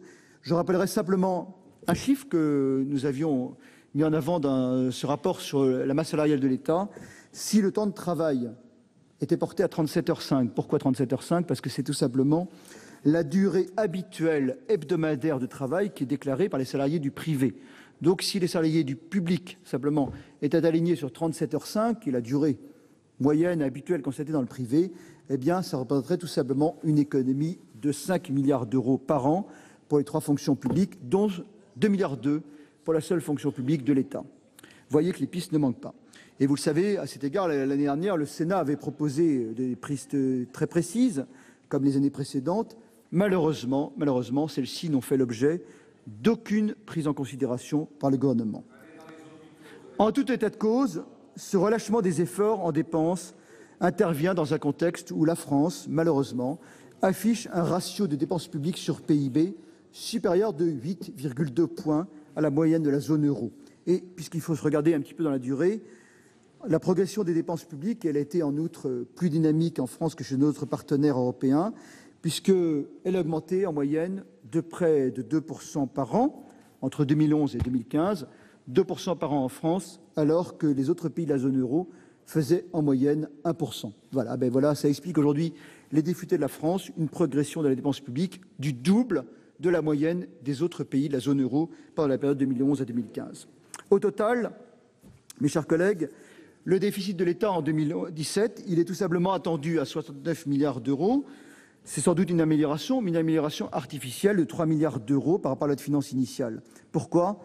Puisque cette estimation ne neutralise pas une recette de 4 milliards d'euros qui est liée à un simple jeu d'écriture, puisque tout simplement, on a décidé que la trésorerie de l'État, que l'État disposait sur la COFAS, a été versée sur le nouveau compte de commerce, soutien au commerce extérieur. Ça permet bien sûr, et ça, ce n'est pas une nouvelle recette, c'est simplement un mouvement de crédit qui aurait dû être traité normalement en mesure de périmètre. En tout état de cause, comme je l'ai rappelé en introduction, la Commission des finances estime que le déficit de l'État sera bien plus dégradé que la présentation du projet de loi de finances ne laisse penser. Alors, Monsieur le Président, Monsieur le Ministre, mes chers collègues, ce projet de loi de finances pour 2017, il n'est pas acceptable. Il n'est pas acceptable non seulement au regard de ses choix pour 2017, mais aussi, et c'est sans doute un élément fondamental, au regard de très nombreuses charges qu'il fait peser sur le budget de l'État pour les années à venir. Non seulement ce budget témoigne d'un clair dérapage des dépenses de l'État, mais au surplus, le gouvernement prend de très nombreux engagements, des engagements qui contraindront les dépenses et les recettes de l'État en 2018 et au-delà. Je prends des exemples, le passage du taux du crédit d'impôt pour la compétitivité, le fameux CICE, le fait de le faire passer de 6 à 7%, voilà, on aurait préféré une baisse des charges, ça n'aura aucun impact budgétaire en 2017. Par contre, ça diminuerait le produit de l'impôt sur les sociétés de 1,6 milliard en 2018 et de 3,1 milliards à l'horizon 2021. Autre exemple, la baisse du taux d'IS, la baisse du taux de l'impôt sur les sociétés à 28%, grèvera le budget de l'État de 1,45 milliard en 2018 et de 7 milliards en 2021, avec aucun impact en 2017. De façon similaire, et on peut multiplier les exemples, la prorogation du crédit d'impôt transition énergétique, le fameux CITE, et son cumul d'ailleurs avec le dispositif PTZ, coût budgétaire 2017 quasi nul, 1 million d'euros, mais 1,7 milliard d'euros en 2018. Donc vous voyez, évidemment, on est dans le pluriannuel. Cette liste n'est pas exhaustive, puisque doit être également mentionnée l'extension du crédit d'impôt sur le revenu pour les particuliers employeurs, qui concernera en premier lieu les retraités. Là, pas d'impact budgétaire 2017, coût 1,1 milliard en 2018, voire davantage si l'on prend l'estimation qu'avait fait le Trésor en 2014 pour dire, Monsieur le Ministre, à l'amendement, je crois, de François Marc, que c'était trop coûteux. Il en est de même du crédit d'impôt au profit des associations, des établissements sociaux, qui a été introduit par voie d'amendement. Ça coûte encore 600 millions de pertes de recettes. Bref, et l'an dernier, d'ailleurs, Monsieur le Ministre, vous aviez répondu, parce qu'il y avait des amendements sur ce sujet, nous n'en avons pas les moyens. Et aujourd'hui, bizarrement, manifestement... Non, pas du tout. Bah oui, écoutez, heureusement qu'on a une convergence avec Gilles Carrez. En tous les cas, c'est rassurant sur la cohérence. En tous les cas, manifestement, la perspective des dépenses électorales fait que la donne change aujourd'hui. Ce qui était trop coûteux hier, bizarrement, aujourd'hui, à la veille des échéances électorales, devient possible. Au total, le gouvernement propose donc des mesures en recettes dont le coût, mes chers collègues, croîtra de manière exceptionnelle pour aller jusqu'à 12 milliards d'euros à l'horizon 2021. Alors, on pourrait imaginer que ces baisses d'impôts à effet budgétaire différé s'accompagnent, on aurait pu l'espérer, en contrepartie d'une baisse ou d'une réduction de la dépense publique. Il n'en est rien, puisque, comme je l'ai démontré sur la question de la masse salariale, pire, le gouvernement s'ajoute des dépenses nouvelles pour l'exercice à venir. Je prends des exemples. La budgétisation du 3e programme d'investissement d'avenir. Là, il y a de quoi surprendre. Il y a des milliards annoncés et il n'y a aucun crédit de paiement en 2017. Il y a juste des AE, juste des autorisations d'engagement qui sont inscrites au budget de l'État, ce qui permet au gouvernement d'afficher 10 milliards d'euros en faveur de l'investissement de long terme, évidemment sans dégrader le sol budgétaire d'un centime, puisqu'il n'y a aucun crédit de paiement au titre de cette année. En outre, il est nécessaire d'annoncer des dépenses nouvelles. Généralement, le gouvernement ne cesse d'annoncer des dépenses nouvelles, et généralement, ces dépenses nouvelles sont non pas annuelles, mais pluriannuelles. Je prends par exemple l'annonce du président de la République le 27 octobre dernier, annonce qui vise à augmenter les moyens liés aux opérations de rénovation urbaine, 1 milliard d'euros. Il n'y a quasiment pas de crédit de paiement en 2017. Ça coûtera seulement, si je puis dire, 15 millions d'euros. Évidemment, le reste devra être dépensé ou décaissé à compter de 2018. D'autres exemples, Monsieur le Ministre, le plan de lutte contre la surpopulation carcérale, 1,16 milliard. Voilà. Très beau plan. Le seul problème, aucun décaissement en 2017. Une charge reportée sur 2018. Bref, je pourrais multiplier les exemples. Malheureusement, ce sont 12 milliards d'euros qui pèseront sur les exercices postérieurs à 2017. Je me rassure que le chiffre de Gilles Carrez soit le même que le mien. C'est tout à fait cohérent, en tous les cas. Ça veut dire, et voilà. Et que le monde aussi y souscrit. Écoutez, voilà. Les dépenses vont donc aller en s'accroissant pour l'avenir et les impôts, eux, sont censés se réduire, étrangement, dans un mouvement de ciseaux qui, bien sûr, dégradera nos finances publiques. Mais, mes chers collègues, le projet de loi de finances comprend près de 25 milliards d'euros en charges qui pèseront sur les années postérieures à 2017. Et de plus, il y a 8 milliards d'euros dès 2018. Il s'agit bien, malheureusement, d'une forme de détournement du principe d'annualité budgétaire. Mais j'ai pas une suffisamment bonne vue pour lire l'article d'ici, Monsieur le Ministre. Mais concrètement, le principe d'annualité budgétaire, il est méconnu puisque ce principe, vous le savez, il dit tout simplement une chose, que le budget décrit pour une année l'ensemble des recettes et des dépenses budgétaires de l'État.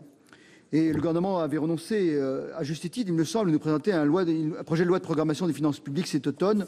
Mais finalement, on peut se demander si ce cadre pluriannuel n'aurait pas été nécessaire, tant ce projet de loi de finances préempte pour l'avenir.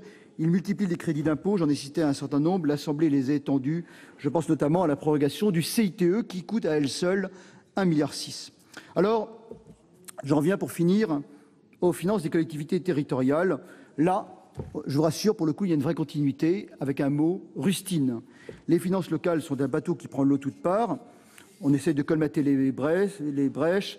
La baisse brutale de la DGF, et on le constate, on l'avait dénoncé ici au Sénat, a placé certaines communes dans des situations intenables, alors que chaque année, on augmente la péréquation verticale, on modifie les critères de répartition. Bref, aujourd'hui, concrètement, la baisse des dotations, et on l'avait annoncé, ça avait été annoncé par l'Observateur et par l'émission du Sénat, la baisse des dotations entraîne ce qu'on avait craint, une baisse inédite de l'investissement. Et d'ailleurs, vous êtes tellement conscient que vous êtes dans l'urgence, contraint de mettre en place un fonds de soutien pour éteindre l'incendie que vous avez vous-même allumé. La DGF elle-même est devenue de plus en plus illisible. Vous débattez avec les DGF négatifs que vous avez créés, avec des systèmes d'écrêtement qui ne fonctionnent plus. Et le gouvernement nous avait proposé l'année dernière une réforme, mais faute d'une concertation, cette réforme de la DGF n'a pu aller à son terme et le projet de loi de finances prend tout simplement acte de son abandon. Même le mécanisme des variables d'ajustement ne fonctionne plus. Vous avez donc concrètement là-dessus, on aboutit à une situation absurde où vous financez la hausse de la péréquation par des ponctions sur des territoires les plus fragiles. Alors, vous le savez, le président de la République s'était engagé à apporter une solution pérenne au financement par le département des allocations de solidarité. La réalité est tout autre et nous verrons dans quelques jours que la loi de finances rectificative se borne à mettre en place des fonds exceptionnels. Et malheureusement, on aurait pu continuer, mais vu le temps imparti, j'ai rajouté que l'État impose en 2017 900 millions de dépenses supplémentaires pour la seule fonction publique territoriale. En conclusion, pour respecter le temps, je voudrais vous dire tout simplement que l'examen très attentif du projet de loi de finances montre qu'au-delà de quelques mesures techniques, un grand nombre de ces articles ne peuvent évidemment recueillir notre assentiment. Les dispositions proposées en matière de fiscalité des ménages ou des entreprises ne sont évidemment pas à la hauteur des enjeux. Après un quinquennat marqué par des hausses de prélèvements au détriment des actifs, au détriment des familles, au détriment d'ailleurs des collectivités locales et au détriment des investisseurs qui sont désorientés par des changements de régimes fiscaux qui misent à la compétitivité de notre pays. Bref, ce budget de 2017 est un budget de campagne fondé sur un hypothétique retour du déficit public à 3% du PIB en 2017. Et sa sincérité, le mot est évoqué, n'en est donc plus que contestable. Les dernières années, pour conclure, nous avions adopté un projet de loi des finances qui avait été très sensiblement modifié, avec un grand nombre d'amendements, mais vous n'aviez pas voulu retenir nos propositions. Cette année, le projet de loi de finances présente en août des défaillances structurelles. Alors nous avons un regret, c'est que le cadre fixé par l'article 40 et le cadre fixé par la LOLF ne nous permettent pas d'y remédier. Et au-delà de ces aspects, le Sénat ne peut plus débattre d'un projet de loi de finances qui est manifestement contraire au principe d'annualité budgétaire et qui obère les marges de manœuvre de la prochaine majorité gouvernementale. Voici les raisons, mes chers collègues, Monsieur le Président, Monsieur le Ministre, pour lesquelles la Commission des finances vous proposera d'adopter la motion tendant à opposer la question préalable sur l'ensemble de ce projet de loi de finances et ainsi rejeter la loi de finances dans son ensemble. Je vous remercie. Merci, Monsieur le rapporteur général. La parole est maintenant à Madame. Voilà pour l'intervention du rapporteur général du budget au Sénat, le sénateur Les Républicains Albéric de Montgolfier. On continue notre édition spéciale, toujours en direct sur Public Sénat. Christopher Dambik m'a rejoint sur ce plateau. Bonjour, vous êtes responsable économique chez Saxo Bank. On voit bien deux visions qui s'affrontent.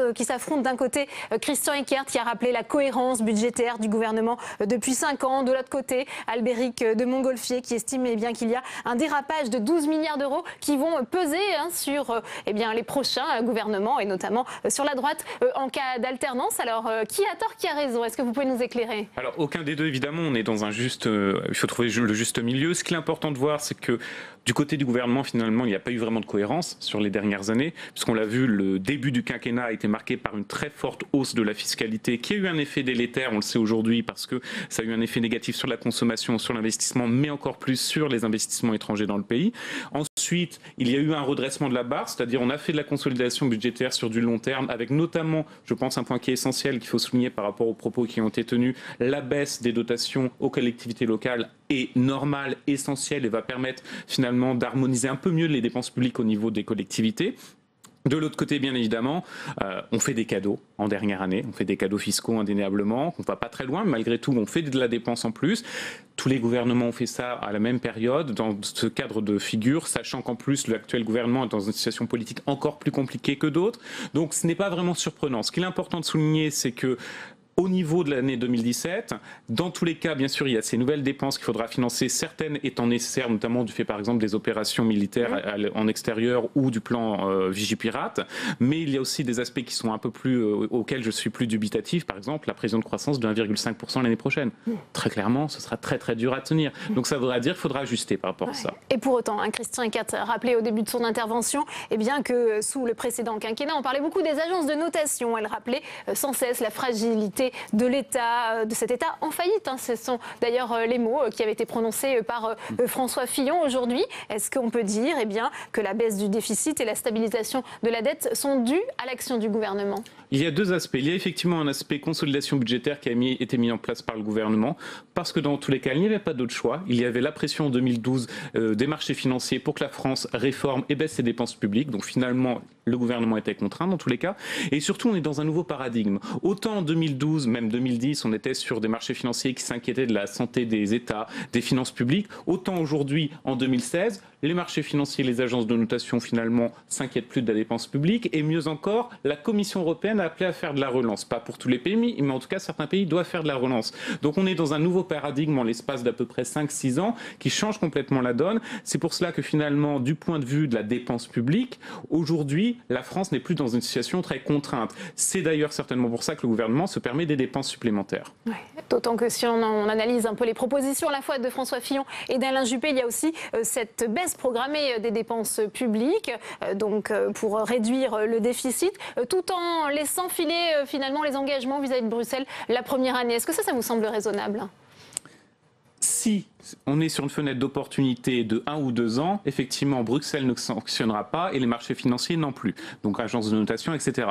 Mais si on est sur un retour en arrière et le déficit public va continuer de s'accentuer pendant les prochaines années, alors là, tôt ou tard, il y aura un retour de bâton. Donc on peut tout à fait procéder à un ajustement, notamment peut-être avoir une réforme de la fiscalité, ça sera essentiel certainement au niveau des ménages, mais dans le même temps, il faudra poursuivre le phénomène de consolidation budgétaire parce que finalement, dans tous les cas, lorsqu'on fait de la dépense, tôt ou tard, ce sera de l'impôt supplémentaire, peut-être pas à court terme, mais à long terme. Est-ce qu'on peut se désengager facilement vis-à-vis de Bruxelles, puisque si l'on en croit les prévisions, à la fois dans l'équipe Fillon et l'équipe Juppé, les déficits ne seraient pas tenus, 4,7% chez François Fillon, à ces 2 points de PIB qui seraient l'héritage des engagements financiers du gouvernement actuel.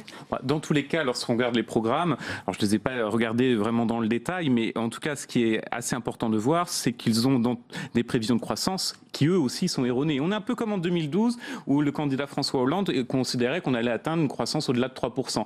Je crois que c'est un peu le cas dans les propositions notamment de M. Fillon. Le fait est que la France doit comprendre qu'on n'aura pas une croissance qui va renouer rapidement avec 3%. On est sur une croissance qui va être dans tous les cas très faible. Donc il faudra que le prochain gouvernement ajuste en termes de dépenses publiques. Parce que si on atteint un rythme de croissance au cours du prochain quinquennat de 1,5% en moyenne, c'est déjà, de mon point de vue, très optimiste. Alors vous restez avec nous, Christopher Dembicq. On écoute tout de suite Maurice Vincent, sénateur socialiste de la Loire, qui répond aux questions de Tam Tranui. Oui, Maurice Vincent, Christian Eckert a dit tout à l'heure dans son discours que le Haut Conseil des finances publiques avait utilisé plusieurs fois le mot réaliste pour qualifier le projet de loi de finances 2017, mais il a aussi utilisé le mot improbable. Que répondez-vous ? Oui, plus souvent réaliste qu'improbable. En réalité, le Haut Conseil a reconnu que notre projet de budget est tout à fait compatible avec la progression constante, d'ailleurs, que nous avons suivie depuis 5 ans pour nous rapprocher des objectifs européens, en gros des 3% de... Mais il juge que le déficit à 2,7%, c'est quand même très improbable, tout comme d'ailleurs le rapporteur général du budget, Albéric de Montgolfier. Oui, mais M. de Montgolfier, nous avons des divergences précises sur l'interprétation de ce budget. Moi, je regrette que le rapporteur général ait soutenu une question préalable qui prive en fait un débat approfondi au Sénat, car nous aurions démontré justement sans difficulté le réalisme de nos propositions, à la fois justice sociale et maintien des grands équilibres. Le Haut Conseil des finances publiques, 2,7%, 2,8%, 2,9%, à la limite même 3%, ça traduirait tout de même la poursuite depuis 2011 d'un assainissement des comptes de la France qui est incontestable puisque nous étions à près de 6% à l'époque. Quelles sont les raisons profondes pour lesquelles, selon vous, la droite sénatoriale refuse de débattre du budget cette année ? Les raisons profondes, je crois qu'il y en a deux. Elle ne veut pas reconnaître ce que je viens d'expliquer, c'est-à-dire que ce quinquennat a réellement permis le redressement des comptes de la France, y compris des comptes sociaux d'ailleurs, où nous avons rétabli l'équilibre des comptes de la Sécu. Ça, c'est difficile pour la droite de reconnaître ça, donc ça lui évite de le faire.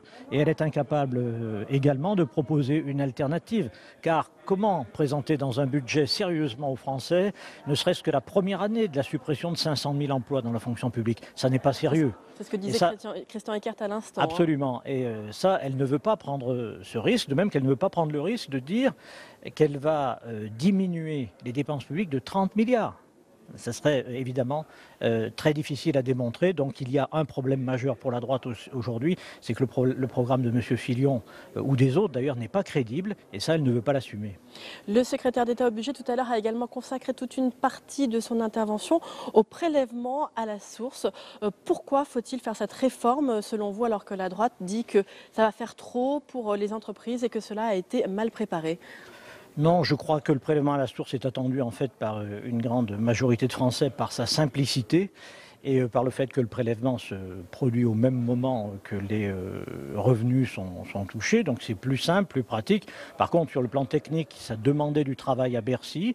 Le gouvernement l'a assumé. M. Eckert l'a expliqué. Certains syndicats de Bercy que vous aviez auditionnés en commission des finances ont estimé que ça allait être très complexe et ils ont regretté que ce ne soit pas une véritable remise à plat de l'impôt, mais juste des réformes du mode de recouvrement. Non, c'est vrai qu'une partie des syndicats est réticente, justement parce que ça entraîne un changement d'habitude et un changement aussi sans doute de certaines opérations techniques pour les salariés. Ça, je veux bien le croire. Mais pour les Français, ce sera tout de même beaucoup plus simple. Et les travaux qui ont été menés, les moyens aussi qui ont été accordés, car il y a 500 emplois tout de même qui sont pérennisés à Bercy pour réaliser cette réforme, montraient que c'était possible. Donc nous allions dans le sens d'une simplification de l'impôt. La droite, semble-t-il, ne veut pas suivre cette voie. Moi, je le regrette aussi. Merci beaucoup Maurice Vincent d'avoir répondu à nos questions et je vous laisse donc regagner la séance. Absolument, merci à vous. Merci beaucoup Tam pour cette réaction. Christopher Dembic, on a entendu également Albéric de Montgolfier, rapporteur général du budget ici au Sénat, estimer que ce projet de loi de finances portait atteinte à la compétitivité de la France. Est-ce que vous seriez bien d'accord avec cette analyse, notamment en ce qui concerne, on l'a vu, les dispositions qui ont été adoptées à l'Assemblée nationale qui visaient justement à tirer les places fortes de la City après le Brexit. Il y a un point qui vous intéressait concernant les transactions, la taxe sur les transactions financières. Oui, effectivement, la taxe sur les transactions financières est complètement aberrante, va à contre-courant de la tendance finalement au niveau mondial et surtout à contre-courant de ce que le gouvernement a dit, c'est-à-dire on profite du Brexit pour essayer d'attirer au maximum les banques, les institutions financières à Paris, sachant déjà que le pari était compliqué dans une situation normale. Mais on accentue la TTF qui, je le rappelle, rapporte effectivement 1 milliard par an au budget de l'État. Ce n'est pas tant que cela finalement. Elle va être accentuée, mais surtout on va étendre aux activités journalières. C'est-à-dire vous prenez une position sur le marché, vous allez payer sur la journée une taxation. Le problème, c'est que vous allez non seulement en termes de visibilité vis-à-vis des investisseurs étrangers, c'est un message très délétère envoyé, mais aussi en termes de collecte. En termes de collecte, ça va être extrêmement compliqué, notamment pour les banques, aussi pour les clients, et très certainement que je doute véritablement qu'on aboutisse à cet aspect, que ce soit mis en œuvre rapidement. Alors, on retourne à la salle des conférences, puisque Tam Trani, vous êtes aux côtés du sénateur Philippe Dallier. On parle justement de cet aspect compétitivité. Est-ce qu'il pense que le projet de budget 2017 présenté par le gouvernement pourrait être nuisible à la compétitivité de la France? Oui, je répète la question. Est-ce que vous estimez que le budget 2017 est nuisible à la compétitivité de la France? C'est l'un des arguments qu'on a entendu développer dans la bouche d'Albéric de Montgolfier. C'est d'abord un budget insincère et c'est bien ce qui nous fait réagir de la sorte en refusant de discuter. C'est la question préalable que nous avons déposée.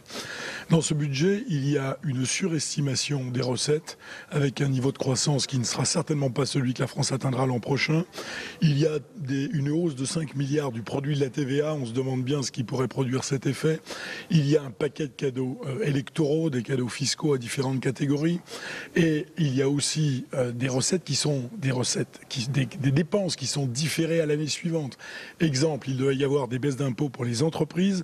Ces baisses d'impôts effectives en 2017 sont en fait remplacées par un crédit d'impôt que l'État devra payer en 2018. Oui, les transferts à 2018. Donc, tout cela mis bout à bout nous fait dire que vraiment on est sur un budget qui est habillé pour la prochaine élection présidentielle et ce n'est absolument pas sérieux étant donné ce qu'est la situation du pays.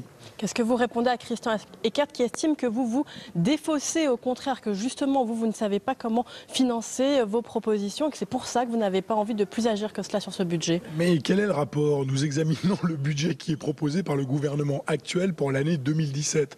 Ce que fera le prochain gouvernement pour 2018 ou à l'été 2017, bien nous verrons bien à ce moment-là. Nous sommes en train de discuter le budget du gouvernement actuel pour l'année prochaine. Donc je rappelle également que la commission des finances a travaillé pendant des heures et des heures. Il y a eu plus de 40 heures de commission où nous avons examiné tous les rapports budgétaires de nos collègues. Les autres commissions du Sénat ont fait la même chose. Donc certes, il n'y a pas de débat en séance. Enfin, nous sommes en discussion générale, mais il n'y aura pas de débat. Mais le Sénat a fait son travail. Et c'est bien à la suite de ce travail que nous avons considéré que ce budget était tellement insincère que nous ne pouvions pas effectivement en discuter. Vous parliez de cadeaux fiscaux dans le budget du gouvernement. Est-ce qu'il n'y en a pas aussi dans les propositions de la droite? C'est ce que dit d'ailleurs Christian Eckert, encore une fois. C'est ce qu'il a dit tout à l'heure en parlant notamment de la baisse de l'impôt sur le revenu de 10% ou encore bien sûr de la suppression de l'ISF, une proposition commune à tous les candidats de la droite. À chaque jour suffit sa peine. Nous verrons bien s'il y a changement de majorité, ce que j'espère, et nouveau gouvernement, ce qu'il fera. Ce n'est pas le débat du jour. Il est facile pour le ministre d'essayer d'évacuer les problèmes posés par son budget pour nous renvoyer à ce qui se passera l'année prochaine. Mais enfin, le plus sérieux, c'est de regarder le budget qui nous est proposé. Et c'est bien ce qui nous fait dire que ce budget n'est pas sincère. Voilà pourquoi nous n'en voulons pas. Merci beaucoup Philippe Dallier d'avoir répondu à nos questions. Merci beaucoup Tam pour cette nouvelle réaction en direct. Christopher Nambic, on le sait, ça a été redit par Albéric de Montgolfier. Le Sénat va donc examiner une motion opposant la question préalable. Il n'y aura pas de discussion de la partie recettes. C'est inédit d'un point de vue politique. On a entendu les sénateurs juger le budget insincère, électoraliste. Vous diriez la même chose? Non, il faut quand même pas exagérer, il faut être très clair. Peu importe le gouvernement, dans tous les cas, la couleur politique, lorsqu'on est en période électorale et sachant que les conditions politiques sont très compliquées, tous les gouvernements auraient fait quelques cadeaux fiscaux. Dans le même temps, ce qu'il faut voir, c'est la ligne directrice. Aujourd'hui, on est quand même sur des mesures qui, certaines étaient très nécessaires, indéniablement. Il y a des prévisions de croissance qui sont un peu erronées, mais ça, c'est assez régulier. Et surtout, ce qu'il faudra voir, c'est, dans le même temps, autant il y a des ambiguïtés sur le budget pour 2017, mais si la droite passe, il y aura des ambiguïtés tout aussi importantes, par exemple, sur les fonctionnaires. Je ne vois très honnêtement pas comment vous allez réduire d'autant le nombre de fonctionnaires et de propositions, notamment de M. Fillon, en envisageant en même temps quand même des embauches sur les domaines hospitaliers et très certainement armée, gendarmerie, etc. Ça va être très compliqué. Donc dans tous les cas, la droite va être face à ses responsabilités certainement assez rapidement et va se rendre compte qu'elle aussi, elle a un budget, pour reprendre les propos, qui est certainement insincère. Alors parmi les dispositions contenues dans ce projet de loi de finances, on a beaucoup parlé du prélèvement à la source de l'impôt sur le revenu. On se souvient de Jean-Marc Ayrault qui nous promettait un choc fiscal. Là, la droite sénatoriale parle d'un choc de complexité. Non, c'est pas un choc de complexité. On est tous d'accord, on est très très loin du grand soir fiscal qui aurait permis une remise à plat de la fiscalité qui était nécessaire, indéniablement. Aujourd'hui, le prélèvement à la source va légèrement simplifier la vie des contribuables. Le principal avantage, l'indéniable, c'est-à-dire que vous avez un pouvoir d'achat réel à la fin du mois. Vous savez réellement combien vous avez gagné parce que vous n'aurez pas justement à payer éventuellement l'impôt supplémentaire. Ce sera automatiquement prélevé. Donc c'est le principal avantage. Du point de vue des entreprises, la complexité va être extrêmement réduite. tous les pays européens ont mis en place ce procédé, parfois de manière très intrusive. Par exemple, je vais prendre l'exemple juste de l'Espagne, où en Espagne, l'employeur doit notamment connaître les prêts immobiliers éventuels de ses employés. En France, on n'est pas du tout sur ce type de problématique. La confidentialité est garantie selon vous dans la mise en place du prélèvement à la source ? Complètement. Vraiment, la confidentialité ne va pas poser problème dans ce qui a été présenté. C'est très très clair et ça ne jouera pas notamment ce qui a été souvent évoqué sur les négociations salariales par exemple. Est-ce qu'il peut y avoir un risque d'année blanche ? Ça a été souvent aussi évoqué après la mise en place de ce prélèvement à la source. Alors l'année blanche malheureusement n'interviendra pas puisque tout simplement, et ce qui est assez logique pour les finances de l'État, au décès du contribuable, les bénéficiaires vont reverser l'impôt, ce qui n'existait pas aujourd'hui. Donc dans tous les cas, il n'y a pas d'année blanche et c'est très clair. Le gouvernement a bien mis en place ce dispositif qui était nécessaire pour des finances publiques saines. Alors merci Christopher Dambik pour votre analyse. On retrouve à présent Saveria Rojek qui suit pour nous les débats sur ce budget 2017. Depuis la tribune de presse, Saveria, on a vu cette question, cette motion qui sera présentée par la droite et actuellement, c'est Éliane Assassi, présidente du groupe communiste au Sénat, qui s'exprime. Les communistes souhaitent aussi marquer leur opposition à ce budget, mais pas pour les mêmes raisons que la droite. Absolument Delphine, les communistes pourraient déposer une motion d'irrecevabilité, je dis bien pourraient au conditionnel car on ne sait pas encore s'ils vont le faire. Et on a pu entendre en tout cas au début de cette discussion générale le secrétaire d'État au budget Christian Eckert faire tout d'abord une référence à la question préalable, cette fois-ci déposée par la droite sénatoriale. Puis le secrétaire d'État au budget a fait une autre référence en début d'intervention à l'actualité, la primaire de droite. Il a repris la fameuse phrase de François Fillon, je suis à la tête d'un État en faillite, ce qui a donné l'occasion donc à Christian Eckert de rappeler le bilan du quinquennat en termes de finances publiques en 2017 et ce pour la première fois depuis 10 ans. Le budget repassera sous la barre des 3% alors qu'il était à 6,8% au début de quinquennat en 2012. Christian Eckert qui a rappelé notre endettement est sous contrôle, notre système d'imposition est plus progressif et plus juste. Le secrétaire d'État est ensuite longuement revenu sur la réforme du prélèvement à la source, une réforme dont il se dit fier et que personne n'avait réussi jusqu'à présent. Ceux qui disent que cette réforme n'a pas été concertée sont des menteurs, a assuré Christian Eckert. Et puis ensuite, deuxième référence à la primaire de droite, Christian Eckert a qualifié le programme des candidats comme une dilapidation des efforts des Français. Tout votre programme est organisé autour d'une idée, faire des cadeaux à ceux qui vous soutiennent, a lancé le secrétaire d'État au budget. Pour lui répondre, Albéric de Montgolfier, le rapporteur général de la Commission des finances, s'est d'abord livré à une critique en règle, point par point, de ce budget 2017, en détaillant les mesures qu'il juge inutiles pour conclure, donc Delphine, sur l'insincérité de ce budget. Merci Saveria pour toutes ces précisions. On retourne à présent dans l'hémicycle puisque c'est Éliane Assassi, présidente du groupe communiste, qui s'exprime. On l'écoute. Qui a eu lieu, mais certainement pas dans le sens voulu par les électeurs du 6 mai 2012. La ratification du traité budgétaire Merkel-Sarkozy par un président qui avait promis pourtant sa renégociation a, dès le départ, étouffé les espoirs. Avec les nouvelles règles ainsi instaurées, c'est la Commission européenne qui valide en amont les choix budgétaires de la France. Cette année, comme les précédentes, elle ne s'est pas opposée au projet soumis à ce contrôle antidémocratique et de plus, cette année, elle n'a même pas sourcillé. Il est assez intéressant, encore une fois, de constater que la majorité sénatoriale dépose une question préalable sur le projet validé par la très libérale Commission européenne. Nous sommes donc bien dans une posture qui masque mal les accords de fond avec l'orientation générale. Examinons ensemble quelques chiffres pour comprendre la mansuétude de l'institution présidée par M. Juncker. Le produit de l'impôt sur le revenu a bondi de 59,5 milliards en 2012 à 73,4 milliards en 2015. Chacun sait que les plus riches, vous savez, ces 500 familles qui ont vu leur patrimoine augmenter de 25% en 5 ans, ces plus riches n'ont souffert qu'à la marge de cette augmentation qui a visé en premier lieu les classes moyennes. En parallèle, le produit de l'impôt sur les sociétés s'est réduit dans la même période de 40,8 à 29,4 milliards. Autre comparaison, la TVA, l'impôt injuste par nature car il frappe tout le monde aveuglément, a grimpé de 133,4 à 149,4 milliards d'euros. Le consommateur pauvre doit payer l'addition de ces budgets d'austérité. L'évolution du CICE, le crédit impôt compétitivité qui a symbolisé le tournant libéral du quinquennat, doit être rapportée à cette augmentation de la TVA. Ce crédit d'impôt, accordé sans aucune obligation d'investissement ou d'embauche, a coûté 60 milliards au budget de la nation depuis sa création et 17 milliards rien que pour ce projet de loi de finances pour 2017.